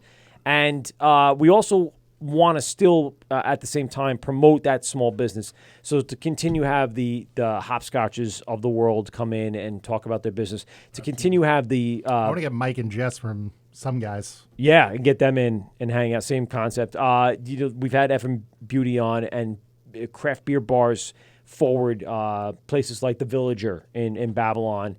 We want to promote that business because we think, both Pete and I think, that we have one of the best scenes in the country in such a small, densely populated area that every town is soon going to have a brewery of its own. It's going to be like the 1800s, 1900s, like it was like in Lyndhurst. And we have a bang bus, too. And we have a bang bus that can take you from Thank goodness. one of these small businesses out and tour around Long Island and bring you back safely and sound, right? Yeah, just ask the Library Cafe in Farmingdale. Exactly. Main They've Street. been doing it for years. Cheap plug. Blessings Restaurants. Before we go, Mark, give us the big plug. Do you have an idea of an opening date? Do you guys have a target month? Or Are you going to be at any festivals? I'm not sure. Yeah. Or that's a what's good the next question. few steps here? Because you got to get this out here. People are gonna love this. They're gonna love it. Yeah. No. Festival wise, I mean, I think the next one typically we might be at, unless I'm missing something, would be Hops and Props. Yeah. Which is a lot of them are my favorites. That's Hops a good and one. Fops is really, really. I just love being in the museum. Yeah, I it's kind of just cool, thought I right? got a Being kick surrounded out by of it. old My kid World had War a, II had a players. blast there. She had a Girl Scout event there, and it's just my it's- daughter used to do that too. Yeah, yeah. cool place yeah. to bring the kids. Yeah, yeah, and we actually But not talked with to all them the beer. last year. Where they have a balloon there, so we got spot right by the balloon. Ah, there you go. So I would expect that we'll be there, unless something else comes up. That's At the February, by the way, right? Long Island Cradle of Aviation Museum. Cradle Aviation Museum. February is about that time, right? Typically February, Yeah. early February. Yeah. we come in hang out terms at of your the place? tasting room open. Well, yeah, I mean, Oh wanna God, come it's so hang at painful to Kevin's actually place. say because I've been saying for some time like soon, next soon. quarter. We are at the point. I'm kind of hoping first quarter of next year. Nice. I'm hoping. That's all I can tell you. It's Yeah, and I mean- know the Long Beach guys are the same. It's just Yeah. there's a lot of detail behind it, but kind of would seem that that's Can a I ask a reasonable question, expectation, Kevin? If not, Kevin, second quarter. Can I ask a question? Yeah. Is it more the town of Hempstead, the town of the? It is. It is right. All of the town of Hempstead. Okay, it's just it's slow, right? Yeah, slow. Slow's the word. Yeah. That's a well, polite word. they're moving at snail's pace to squeeze as much money out as what it ends up coming. Yeah, down But to. they're putting people out of business that want to get themselves started, and it's not. Yeah, cool. that's exactly right. It's just. Yeah, I'm not involved. I'm not involved, so I don't know the details. So sometimes it's worse. And my wife sent me something to text about the town of Hempstead. There's investigation of all the building corruption permits. and, graft. All the building Oh, permits. you're kidding. I No am way. not kidding, and I'm am actually a little shocked. bit surprised. I actually was surprised because I don't know. But be it as it may, that is the holdup. That is absolutely holdup. And then they threw another a requirement. I have in two our friends. face. I have two friends there. I can make a phone call. Thanks. Yeah, Ooh, make yeah. that phone call. Make that phone call. now. Okay. Leave Yeah, a voicemail. exactly. If you give Big Mike Evan. your number, I Yeah, will stop. make. I will I make got two. his number, I will yeah. make two Okay. phone calls for you tomorrow, and one of them works in permits and all that stuff. So I know Ooh, that. you got it. Come on. There you go. I'm man. being Thanks. serious. Phone call. No, being he serious. He doesn't lie. If I know my father, Yeah. he doesn't lie. Well, you just told me to calm down and not be and be less. I was of a- just of a I was nudge. quoting Avengers It's Endgame. not I happening. apologize. By the way, Sorry. Greg DiFilippo wants to know if we need to find an alcohol rehab to sponsor the show. No, we're Okay. good. We're good to go. And also, Greg says, if you love Pete so much, Yeah. are you going to reimburse him the $150 for the Christmas tree to show you how much you love him and appreciate Merry him? Christmas, motherfucker. Here's your 150. The answer is no. I'm not giving Pete $150 Ah. for his asshole ways. He could have just taken the kids right there and then when they You went to could Home have Depot went to and said, Harrow's and got a fucking. well, at that artificial point you didn't tree. know what the price was, right? So we gotta say that. Whatever. All right, so Kevin, give us the huge plug. Where can people find Where and can follow we get you? the beer on the shelf right now? On the shelf, we're out and about. Listen, this was just canned on Friday. Okay. Fantastic, by the way. Thank you so much. I'm from Belmore, so we're definitely in Belmore Beverage, All Island. Some guys, and basically in distributors, I don't want to say everywhere, but we are getting out there. We've been, mostly on the South Shore, Nassau and Suffolk. Yeah. It just happens to be that way. Yep. But we're going to be expanding, hopefully getting into. That's where you have the relationships, I would Exactly. Yeah. Flying We'll get Belgian into Brewery, everywhere. an American craft brewery located in Oceanside, Long Island. www.flyingbelgian.com. Perfect. If you're looking for something different, I Exactly. would say that's if it's not even if you want to see what's out there other than a hazy New England Right. IPA. I was gonna say it's only Right. different if you compare it to an IPA. Exactly. Other than that, which is a large it's part of the good- market. That- right? absolutely, And yeah. there is a small part of the market that says they don't like it, and they really like this. I will You know, say that. I think we talked about this during the break. I think that Long Beach, which they brew an IPA, but they also brew a lot of those German styles. Yeah. I think that's a good great fit. pairing. It's Good a good fit. Yeah. And having you guys in one building, that's And they're gonna good be- guys. Yeah, Good they're brewers fucking and awesome good guys, people. same time. Yeah. And same thing with you. Kinda I could, right. like Thank I you so said, much. I could see how you guys get along very Yeah. well. Yeah. And all these brewers that we met over the last 2 years have been phenomenal people. That's one of the things I think mostly we've learned Yeah, is how no, it's cool fun to hang out with everyone. fucking Yeah. everybody is. Even me. And well, yeah, Even you. yeah, even you you. at times. Yes. Despite you. Merry, every once in a Merry while, Christmas, motherfucker. Every once in a while, you throw up the bat signal. I come through. All right. That's true. I do appreciate it. And I'm going to need you in February. Yeah, you better So you better fucking start be doing nice some to work. me. You better start working out a little bit. What do you mean? I got to go to a couple of places. No, you got to start drinking a lot more. All right.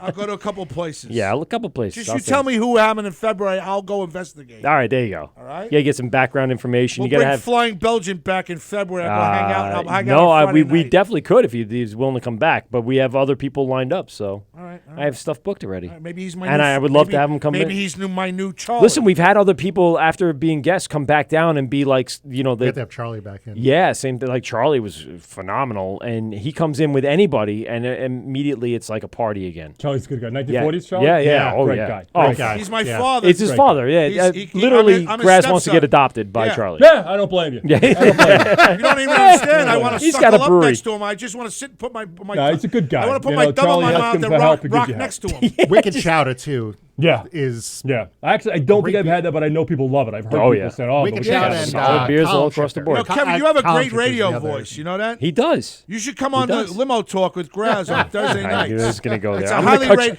to cut you off. You so shamelessly plugging your own show. I'm not. Well, come on, please. It's All a right, highly come on. rated. It's a highly rated podcast on GovsRadio.com. It is. Gets It's actually doing very, very well. It gets no appreciation, but it's par for You also have the a course. much more premier time slot. Yes. But the reason why we have this time slot is because brewers like Kevin here aren't available on those Thursdays because they're either brewing or they're Running manning a the tasting goddamn room or tap room. managing other things. Jeff Bosey says he wants to come on our Boston trip in Bosey's in 2020. too? Jesus Christ. So It's now going you to be got crazy. me, you, we got Pete, we got Mike, we got Graz, we got Greg DiFilippo, we got Mike from Do Boston. any of these people have Now jobs we or got wives Jeff or Bosey, children? We got Jeff Bosey and Nikki Nux. We got 7 that want to go on Wow. the trip. Well, we're going to have one big suite like in... I'm going to walk around my ball sack There you hanging go. out the whole That's time. what I was thinking. Please do. I'm going to hang around with a fucking hacky sack on my balls. All right, listen, we want to All right. thank everyone for calling in tonight. Dennis Murphy leading off the show. Of course, Graz calling in and speaking with him. I want to thank Nikki Nux, Joe from Brainy Borough Brewing down in New Jersey.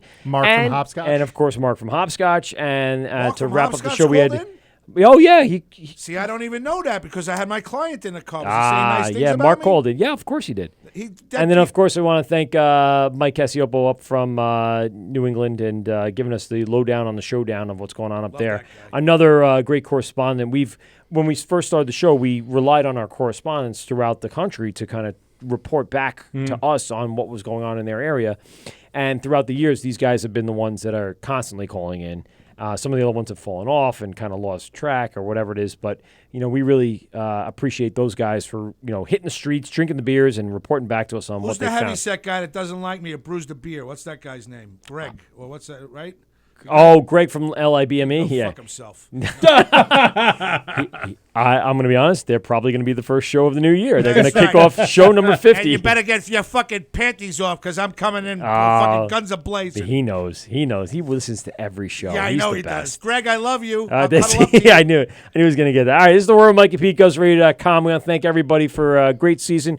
Again, thank you, Kevin. Thanks for coming down. It was Thank really, you so much. It was a really real enjoyed- pleasure. Yeah, really enjoyed talking Fantastic to you. time we've had. And again, thank everybody for the last year for everything they've done. Graz, thank you. Nick, Christmas. Mike, Tom, Santiago, who didn't, I guess, make the phone call today. him. Yeah, well, though, he's going to be joining us in a few weeks for AC Beer Fest. And, of course, Pete, thank you very much. Don't forget to have your pet spayed or neutered. That's right. This is the Word with Mike and Pete, GovsRadio.com. We out. Well, that's 2 hours of your life that you'll never get back. Are you kidding me? Please hang up and try again. This has been the Wort on Govs Radio. I hope you're drunk enough.